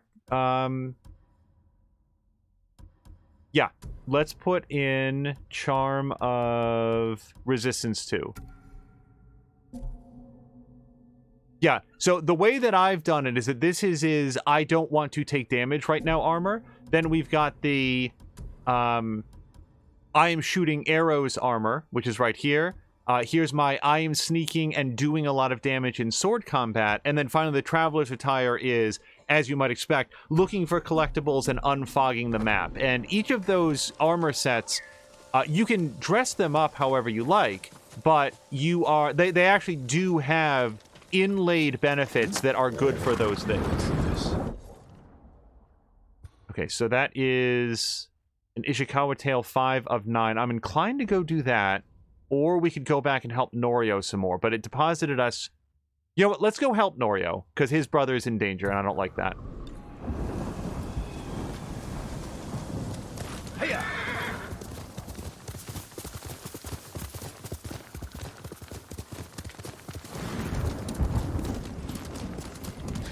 There's some mysticism to the game as well, for people who are joining us in progress. There's, like, Jin has a flute he can use to sort of change the weather. It feels to me like that's mostly the developer saying, hey, our weather effects are super awesome, and we want you to be able to see as many of them whenever you want. So he's got a flute that he can do. The fact that you are guided by the wind is both a gameplay mechanic, and it's gently suggested that that is the spirit of one of his parents, is either his father or his mother, is sort of guiding him to where he needs to be to, like, follow his path of destiny. So there's some Japanese mysticism that's sort of woven into it as well, but it is in no way a supernatural game. You know, you could argue that his ability to hear where enemies are borders on the supernatural, but again, gameplay mechanic. Lord Sakai. Norio, Oh, it feels great, Frosty. We've all been worried about Hochi. They need a break. such moments are rare these days. I used to be like them. I'm not the same man I was the night before Komoda. How bad was it? Komoda? Bad. We lost everyone. The beach was soaked with so much blood, it was like paste. Be grateful you didn't see it. We rode south all day, into the night. A bad storm slowed us to a crawl. Stopped at a farm to sleep a few hours. I woke to screams. The main house on fire. Mongol raiders. They took us to Kaneda in chains. After that, I wish I had died fighting.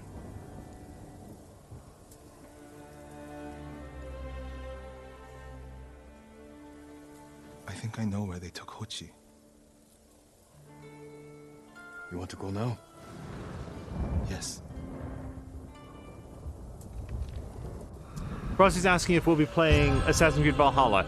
Yes, but probably not for a while. I played Assassin's Creed Odyssey a solid year after it came out and really benefited from the patching and the additional content. A camp on the coast. Mongol ships stopped there for supplies and prisoners on the way north. If they put him out to sea, we'll lose him. Lord Sakai, when this is all over, what will you do? I hope one day I can return home. Find a way to rebuild. I wish I still felt that way about my temple. Most of my life, my course was clear. Follow the Eightfold Path. Raise a family. Serve Cedar Temple. You can still do those things. I joined the temple because of my brother. And I always imagined my children and Enjo's children growing up together. Our wives would be friends. Quickly, Sora! Now that said, Frosty, if you are in the mood for some Mongols Assassin's haven't Creed... taken everything, Norio. One day they'll be gone. And you'll still have a life to lead. But I don't feel it's mine alone. I have to live for Enjo and the other monks who died. Do you ever feel that way about the samurai of Komoda? Like you owe them a debt? Sometimes. Like my life has to count for 100 samurai. But that doesn't feel possible. Maybe that's the point. Life before the invasion feels like it happened to someone else. Or like childhood. Maybe 20 years from now, you'll look back on this moment the same way. Lord Sakai, I told you Hochi strongly opposes violence, right? You said he disagreed with the warrior monks. He hates all weapons, including yours and mine. He can lecture me all he likes once he's safe in Akashima village. That's exactly what I was thinking. I've said that multiple times in the playthrough. You can argue about my tactics after you are safe and sound. Yeah, Frosty, what I was about to say is that if you are in the mood for some Assassin's Creed Valhalla, twitch.tv/Patikin, who at least I think is still in chat here, is playing it as we speak. Yeah, we don't have to do a frontal assault, friend. We can just pick him off from a distance. Oh, I'm out of heavy arrows. That's disappointing. Okay, well, if I'm not going to do a standoff if I don't have to.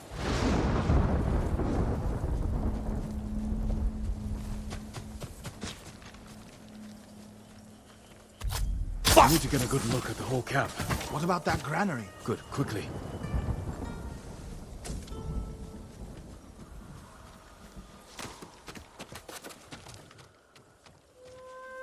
Okay, I'll be right with you, Norio. They usually stash some stuff up here. Yep. Oh, and so I should note for Frosty and friends, these things that we're picking up are either tools that Jin can use immediately in combat or forms of currency. Like all the supplies, that's a form of currency that you can spend at merchants. Look for Hochi. We have to find Hochi. The Mongols are holding someone there. Hochi. Has to be. If I go alone, I can reach him without the Mongols knowing. Now, one thing he doesn't have is a song that will change the time of day, because I would dearly love to do this at night. Mongol signal cannon. I could set it off. Draw their attention. While I get Hochi out. Okay, well that sounds like a solid plan, but let's see what else we've After I got. find Hochi, we'll meet there. Don't wait for me if I'm late. Get Hochi back to the village. I can handle myself. I'll meet you both back in Akashima village. Set off the signal cannon. I'll get Hochi. Take refuge in Amida Buddha, my lord. Alright, if we're going to do some sneaking and stabbing, we're going to do it in the right outfit. So let's switch to our Ronin attire.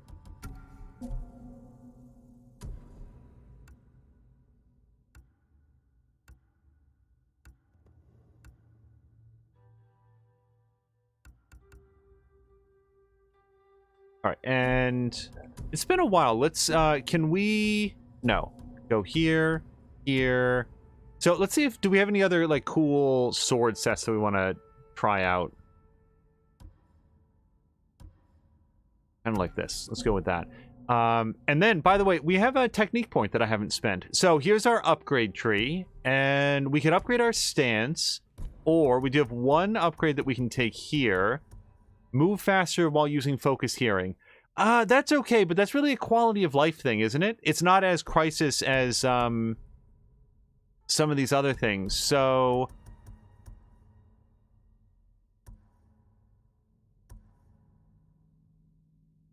I think I'm going to upgrade the Moonstrike just because when it's like it's not the stance that I use the most frequently, but when I do it, it's because there's somebody very dangerous in front of me. So we're going to go with that one. Frosty's saying the swords are mad. Yeah, I really like a lot of the art design in this.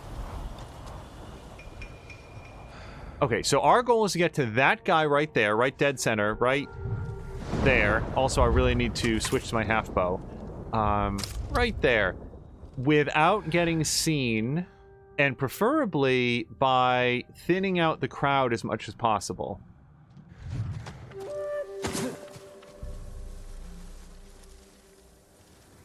Oh, this guy's coming off on his own.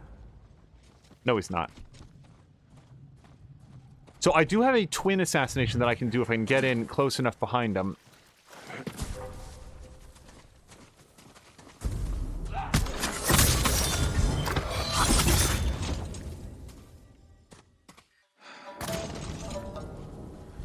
Alright, and we took him behind the barrels, so they're unlikely to be seen. Now, there's a sentry up there. If I had a longbow... Oh, whoops. Uh-oh.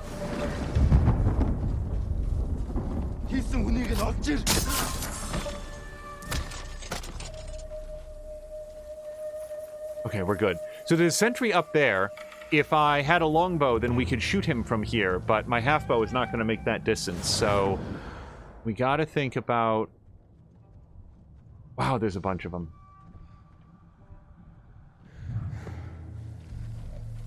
Okay, well, we're thinner over here than anywhere else. Is this close enough to get that guy, do you think? And also, is he wearing a helmet? Because I can't quite tell from here. If he's... Whoops. Who can see me? Oh, is that a... Yes, it is. Okay, so we've got a couple sentries there. I'm gonna have to take them if I'm gonna take the guy up on the... Ooh. Hello.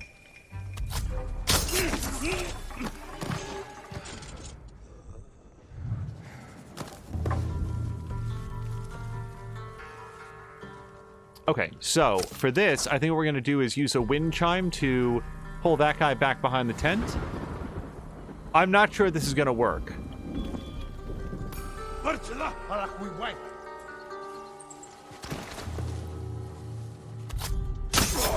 Okay, good. Now, that guy's right there. We could do the same trick for him, which I think I will. Yeah.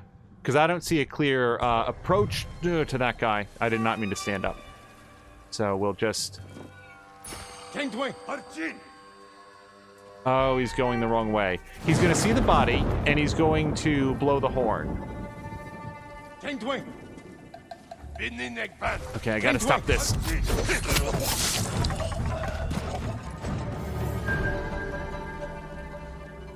Okay. Whoops. Now, he really looks like he's wearing a helmet, and since I don't have any... Yeah, so I can shoot an explosive arrow, but people might take note of that.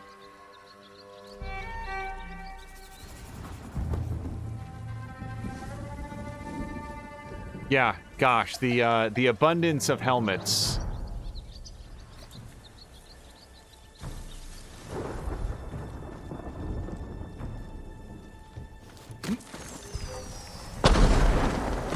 Good work, my friend. That should send the Mongols running. Yep, it should. I'll try to make sure that there's one fewer over there.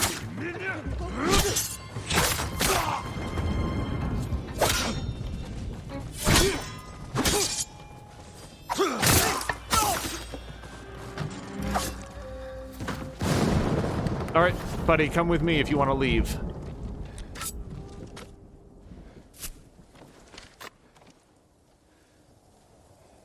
What's happening? Who are you? A friend, we need to go. I can't leave. The Mongols are returning me to see the temple. The people there need healers, badly. There's no time for this. I'm sorry, but I must remain here. Jin! Hochi! Norio? What are you doing here? The alarm drew a raiding party nearby. They're almost on us. Damn it. Stay back, Kochi. We won't let them near you. Norio, ready your blade. Okay, so I've got some kunai. I've got an explosive bomb. I've got a smoke bomb.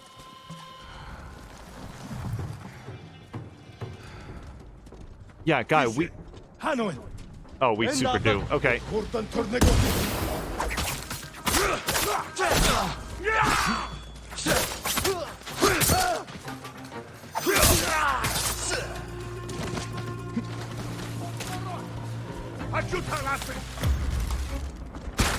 Yep, that's the problem with helmets.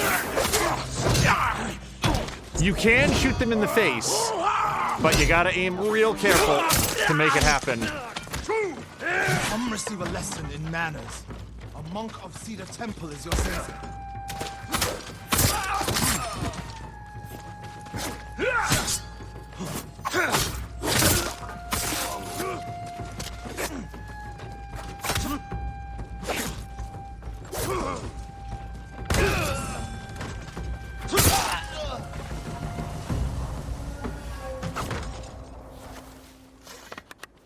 Okay.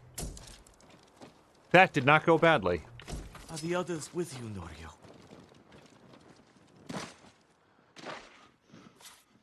Everyone is gone. It's just me now. I'm sorry. I wish we could end this bloodshed. The Mongols were searching for me. I gave myself up to save lives. How did they know where to find you? They knew I was an Akashima. And they wanted to return me to see the temple. They need a healer. You willing to treat the enemy's wounded? Mongol or Japanese, we all suffer. Some deserve it. But this means... Has Cedar Temple fallen? I don't know. Norio, take Kochi back to the village before reinforcements arrive. They will seek revenge. I'll meet you there to plan a defense.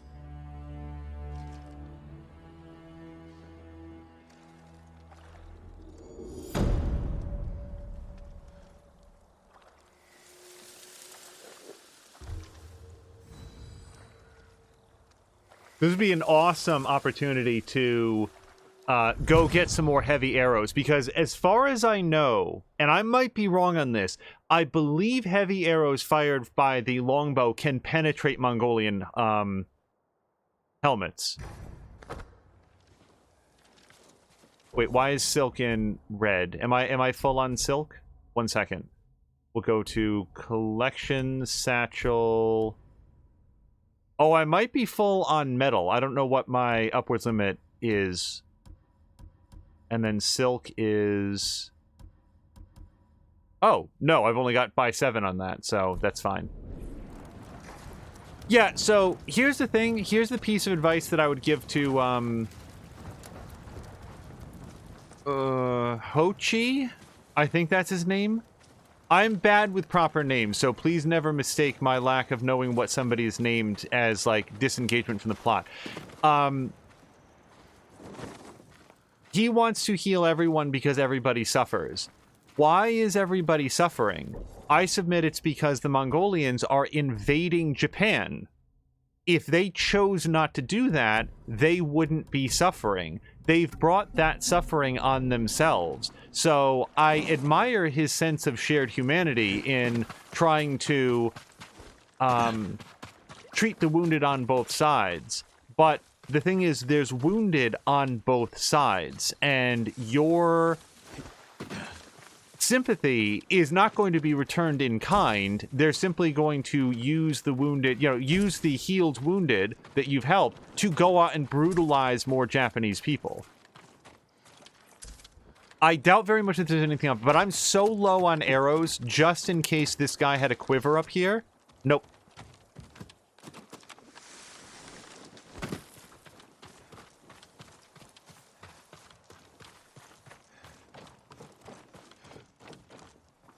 Yeah, it is a noble endeavor to try to help everyone in need, regardless of what they might have done. That's how you build bonds and friendships and develop, like, sometimes understanding between different peoples and different cultures, that we are all human beings. However, when it comes time to ration the care that you have, because there's a large-scale invasion going on, there's only one of you, there's a lot of wounded, where are you going to spend your time? On the people that are causing the wounds, or on the people that are suffering from them?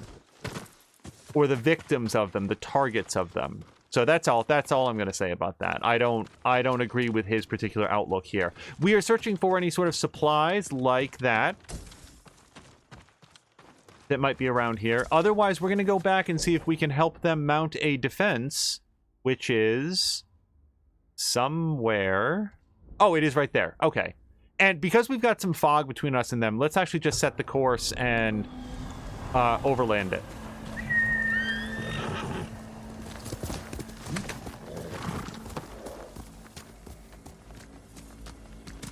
Let's go, son.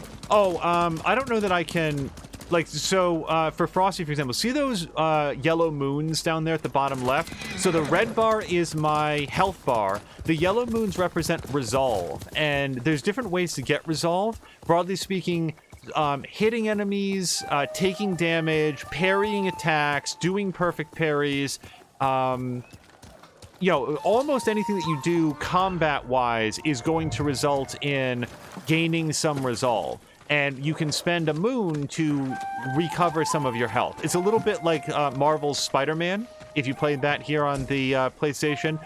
As you worked up a combo meter, you would work up your focus and then use that to heal back from any of the damage. So the better that you fight, the more you can heal up if you take any wounds. So that's a major element here. You start the game with 3 moons, I believe, and then I call them moons, by the way. The game calls them resolve. They look like moons to me because of how they fill in. And there's ways to boost that up. For example, the fancy samurai armor that I have. You know what? We haven't switched colors in a while. Go to outfit and... Oops. Let's go to out. Yes. Go with red. And...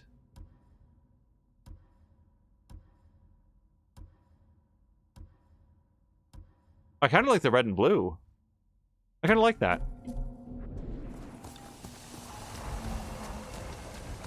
So some of the charms you can use to configure into your armor will allow you to gain resolve more quickly, or you get more healing from your resolve. So the game's customization is really well done to suit different, and also just look at it. Just look at it. Just look at this game. I want to shake the hand of every single environmental artist that worked on this. It's astounding what they've accomplished here.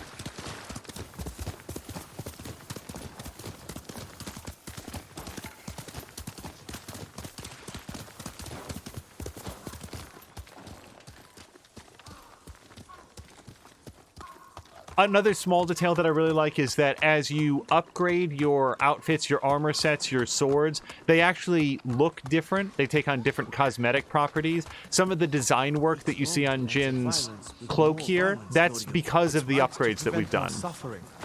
It was very threadbare at first.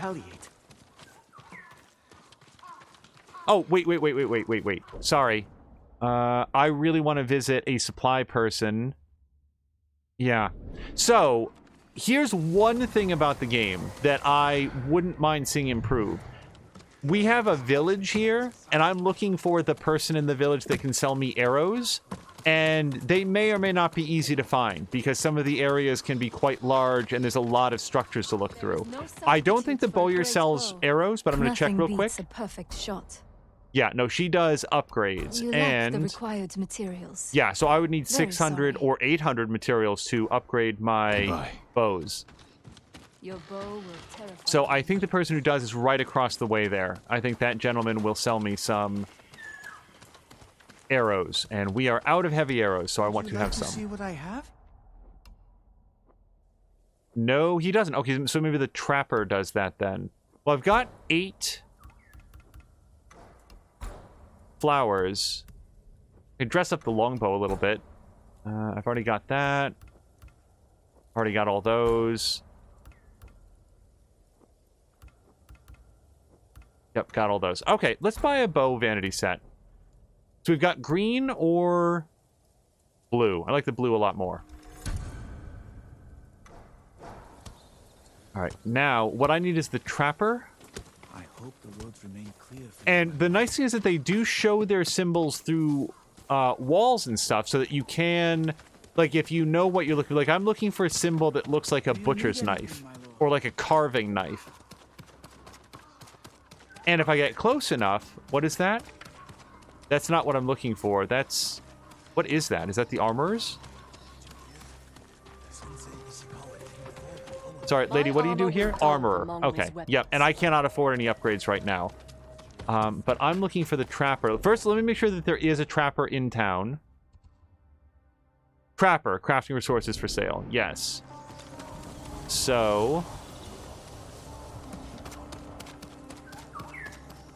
Oh, so you can uncover locations of the map by talking with the citizenry. I really like this as an idea. I'm trying to talk to you. I was trying to fix my wagon with pieces from a bamboo stand when I was told a samurai had built it. Is that true, my lord? We use the bamboo to hone our skill with the sword. It takes focused blade to cut through all of the bamboo in one stroke. Please forgive my ignorance.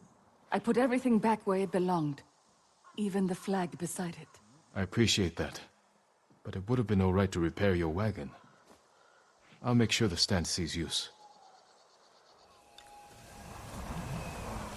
All right, so she clued us in, I think, on where there is a bamboo stand to further increase our skills. I am not going to look for the trapper very much longer. It's the sort of thing. So there's the sword master. You can upgrade the swords. So we found every type of person except the one I'm looking for.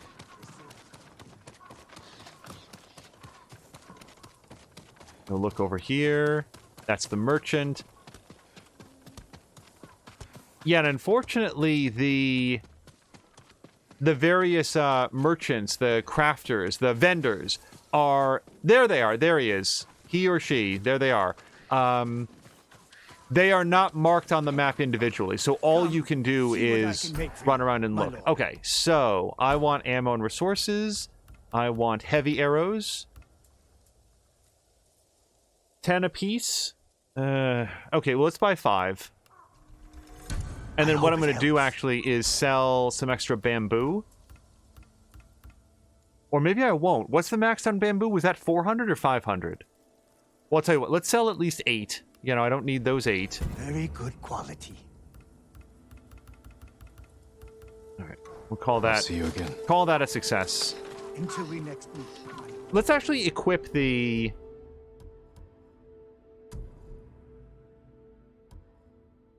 Where do you go?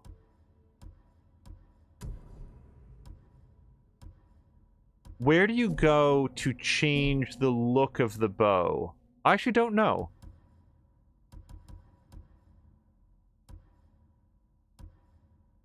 You can go to, you can equip the sword sets here. I don't know where you go to change the bow. Bow options?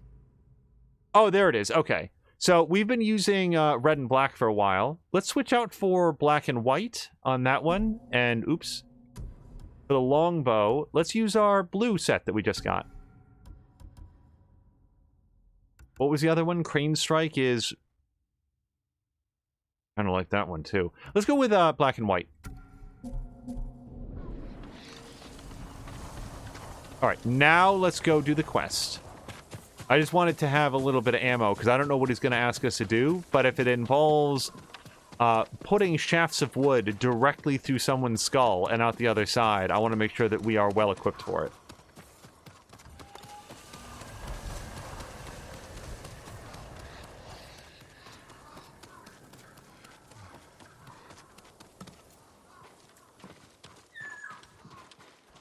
Lord Sakai, What's the problem? Mongols are gathering nearby, preparing to strike. We should evacuate to Castle Canada. Evacuate and the Mongols will hunt you down. Not one of you will live to see Kanada's walls. But we won't have blood on our hands. Go tell the village your plan for them, Hoji. I'd like to see that. Norio, I wish you cared about the Eightfold Path more than others' opinions. First, you follow Enjo around. Now, Lord Sakai. Do you ever think for yourself? Wash my brother's name from your mouth. Enough! Norio and I will do the fighting. Everyone else can go hide. I refuse to hide. I don't take lives, but I am not a coward.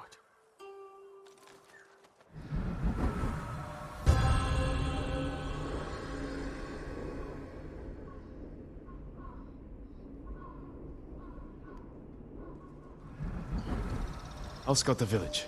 See what defensive preparations we can make quickly. Gather everyone to you. Ready them to take shelter. So, one of these rooftops should work. Does anybody know exactly what that, like, wreath... Everyone, we need you to gather here. Bring your families, quickly. ...is around, like, that he wears over his shoulder? Like, I would assume there's, like, medicines and stuff in those pouches, but I'm not familiar with that. Also, I would submit that there's absolutely nothing wrong at all to hide if you are ill-prepared to participate in the fight. And you can hide someplace and remain safe while, you know, that way you're not putting others at risk. No walls. Mongols can strike from any direction. Yeah, so we're gonna have a tough time. That's why I wanted to have the arrows. If we flee into the swamp, people will get lost, separated. Easy prey.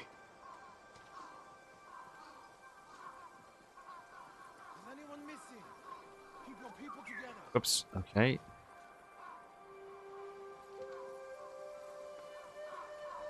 A temple. People could hide there. Yeah, I'm all about the hiding. I don't think that that's a coward's move. I think that that's responsible so that Jin and Norio can do the fighting. Wait, so what is it telling me that I've missed so far? Yep, people are gathered. Oh, wait, here it is. Incense burners. Add black powder to the incense. Get the smoke nice and dense. Enough to use as cover. Norio and Hochi lead everyone to the temple. I'll deal with the Mongols here. They'll blame me, not the villagers.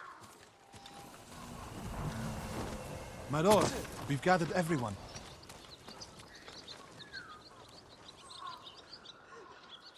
Take them to the temple. I won't let you fight alone. If the Mongols go to the temple, who will protect these people? I'll do as you ask. Keep your naginata ready. I'll owe you a jar of sake for putting up with Hochi. Everyone, Mongols are on the way. Follow me to the temple. The invaders will face the wrath of a samurai. Please, everyone, do as Norio says. We'll take shelter at the temple. Frosty, no worries at all. We will frequently here have streams up while we're, taking care of work or other stuff. So I don't know when I want to light the incense. I probably want to wait until the invasion has started. So we're going to prepare all these, but not light them up just yet.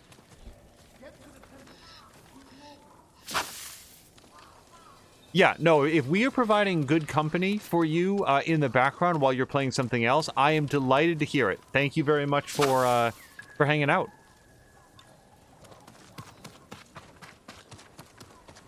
I'm warning you guys right now, I am concerned about making proper use of the incense burners during the fight. I really like this as an idea, and I don't know that I am familiar enough with the layout of the place to do it. Or to do it Find justice. A place at the edge of town to wait.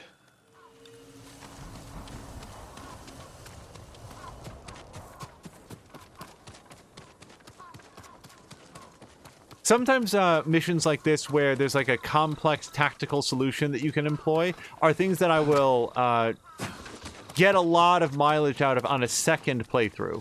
Oops. Nope. Go up. There we go. I can hide in a granary. They're here. Now to light the incense burners. I hope the Mongols like smoke.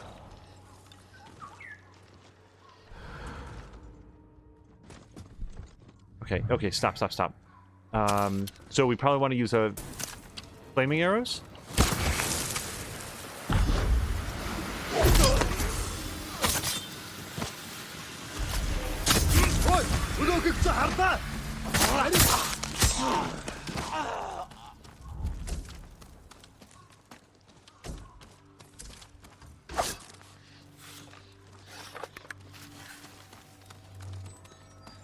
Okay.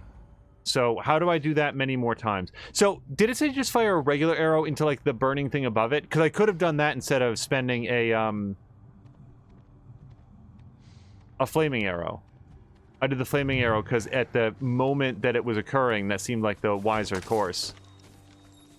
Crud. Can I get up on here? No.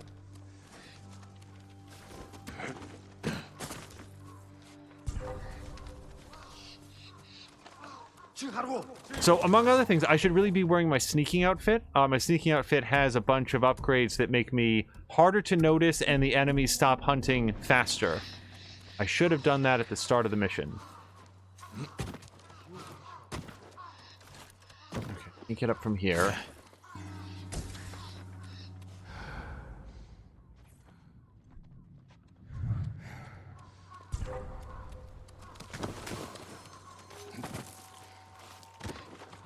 Okay, thank you.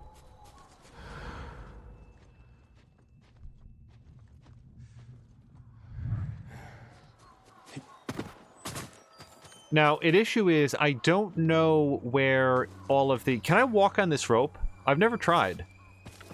Oh, he can. Oh, he's just Altier.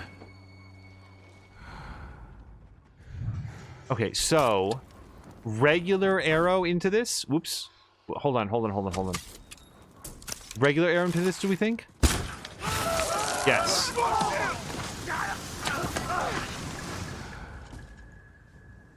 Oh, that straight up killed them. Okay, that's even better than the flaming arrow was. Now, the more that we kill, the more likely they're going to notice that something's up, so we have to start moving with a little bit more purpose, I think.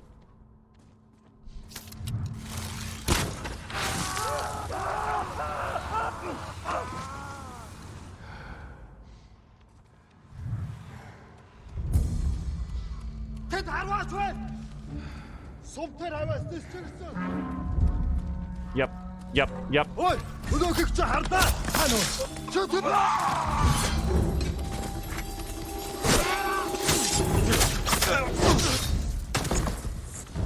Get up.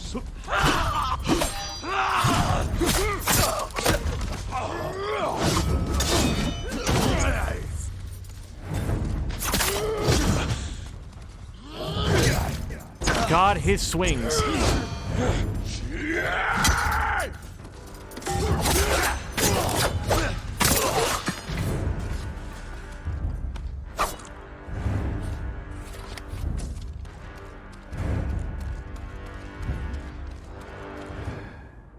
Okay.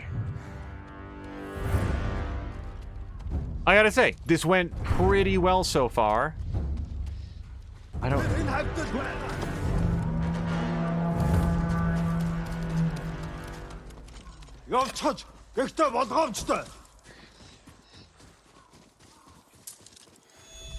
He's already blown his horn, but I don't know if there's anybody left to hear it. Better check on Norio and Hochi.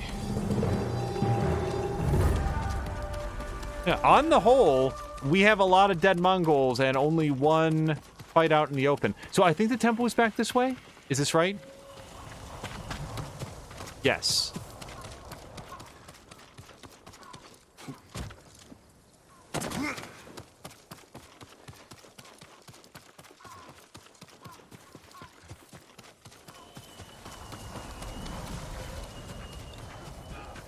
Norio!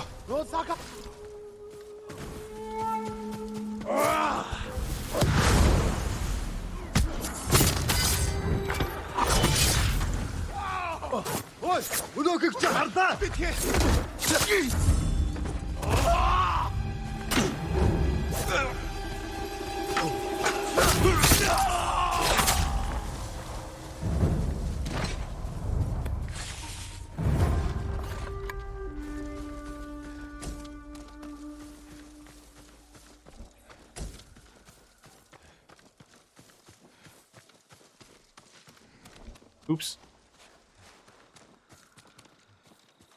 What happened, Norio? I was fighting. A Mongol snuck up behind me. Hochi threw himself at a blow meant for me. You're both braver than many samurai I've known.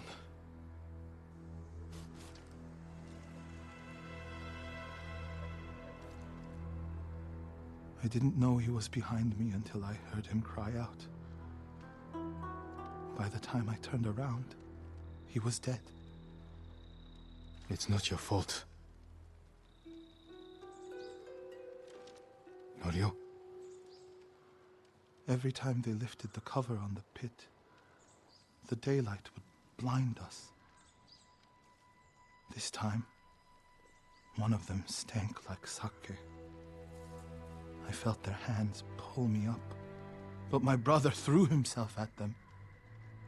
He was starving, wounded, but he fought them. He fought them so hard. Norio, you don't have to... Yes, I do.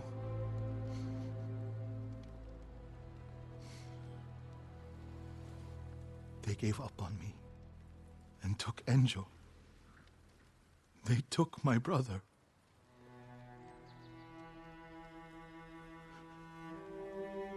Everyone who rode south from Cedar Temple. All gone. Except me. They deserve to live. I'm the one who should be dead.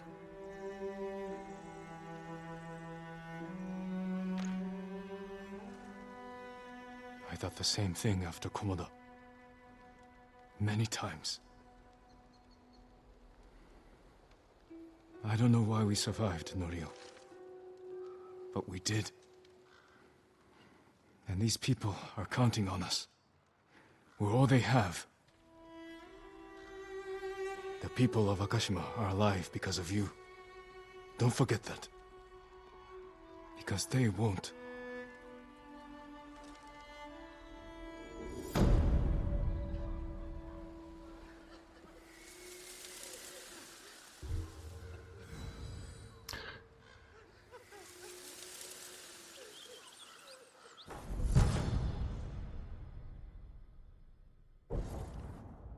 As we've picked up a new charm there, majorly reduces damage while taking at 50% health or less. I can think of a good use for that in our Samurai Clan armor. Yeah, so we're going to upgrade that to a new version. And as far as we can tell, they do stack Yeah, I'm going to leave it like this for now. We'll see. Noble Fighter's headband. Only those with worthy ambitions may wear this headband. Let's take a quick look at it.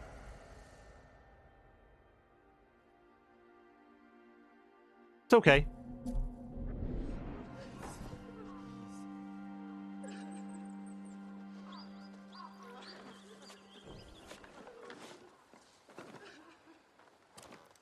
I did not mean to switch into this outfit. Let's go to outfits and back to traveler's attire.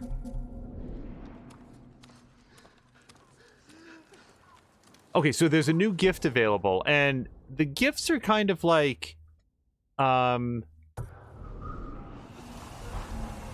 it's a little bit like a loot box, except the only way to get it is just that you said a temple in Kushi still needs our support.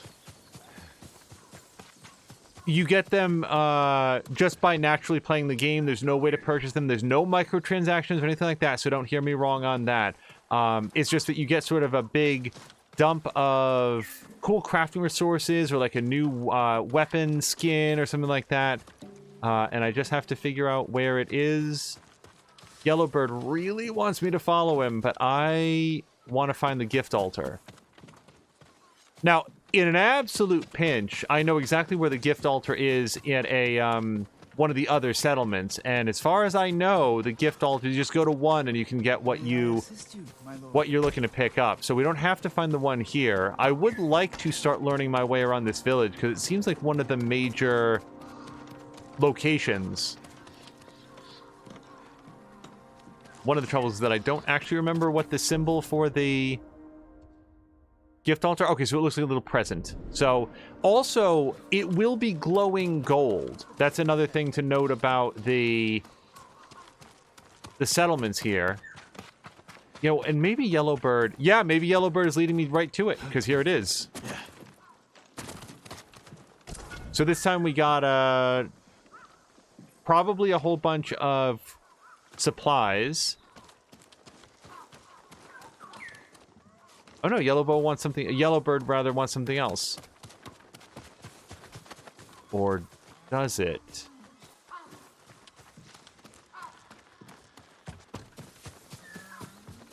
Alright, no, he's just trolling me at this point. Okay, oh, yes, we can go to the Boyar now. Now, we found the Boyar before. You may, as I said, I don't know where that was. This is a... If I can see, like, sort of an aerial view of the village, I might be able to learn my way around. But until I get some clear sense of landmarks, there's going to be a lot of wandering in this area. How can I improve your bow? Well, you can improve it by increasing its everything, really. Tadayori Nagao would envy this bow. So that's it. We have maximum reload speed, maximum draw speed. Damage is much improved over where it was. Still not the highest range, and we can't zoom in with it. But for medium range encounters, it is a great addition. So, unfortunately, that's going to have to do it for this stream because I've only got about another 15 minutes that I could play at most, and that's not going to be enough time to go hang out with Ishikawa here. So we're going to have to save it right here. I want to thank everybody for stopping by. Hopefully we had some good times chatting about Assassin's Creed and the new consoles and the this game here, among other things. Very glad to be here in the second island. Happy to have finished up the first one.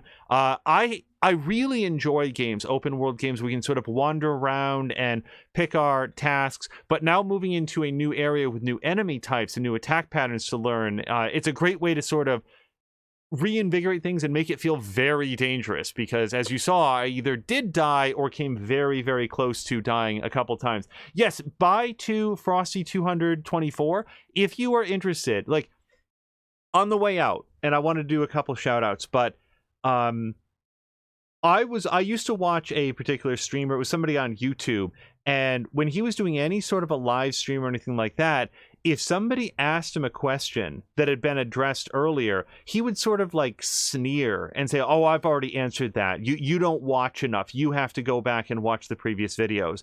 And I remember watching that and thinking like, that seems super rude. You can't expect every single person to know every single thing that you've done. So for clarity, I am always perfectly happy to catch people up on the story in the game that I've played or run down how I've done the upgrades and stuff like that. That said, every episode that we do of a game like this goes into a series here on Twitch. And if you were interested to see the very beginning of the game, like the first 10, 15 minutes, it's worth a look. The game has an awesome sense of presentation, and I would submit does as good a job of setting up a primary antagonist as any game that I've seen. Khoten Khan really makes an impression when you meet him and goes on to continue with that impression as you learn more about him. So if you are interested, you can go back to our collections, just scroll back to episode 1, and it gets right into it. Like, we don't even have an intro for this one. Anyway, we are going to cut it here and find somebody fun to raid. Hopefully you guys will check out. I would love it if we look and can raid over to twitch.tv/TashirGames. I know that he's been feeling under the weather. Actually, I should be able to check. It does look like he's on. Oh, that's fantastic. Hopefully that means that he's feeling better. Okay, yeah, let's go bounce over to twitch.tv/TashirGames for some Division Force. I assume he will be playing with some of his friends like G-Nice, SG Tiffany, Patikin, who was here a little bit ago, and Diesel Jones. Please check out our About page for some awesome links to other great streamers that we like More Than a Mia, Mr. Binky, JV McMaster, Papalatko, Toxic with 2Ks, Drienne Levode, He Who Dies, and so many more. But I've got to get to work because it's a Saturday and I work 6 days a week. Until next time, thank you so much. Please join us for Tashir. And until next time, I hope you have a great day.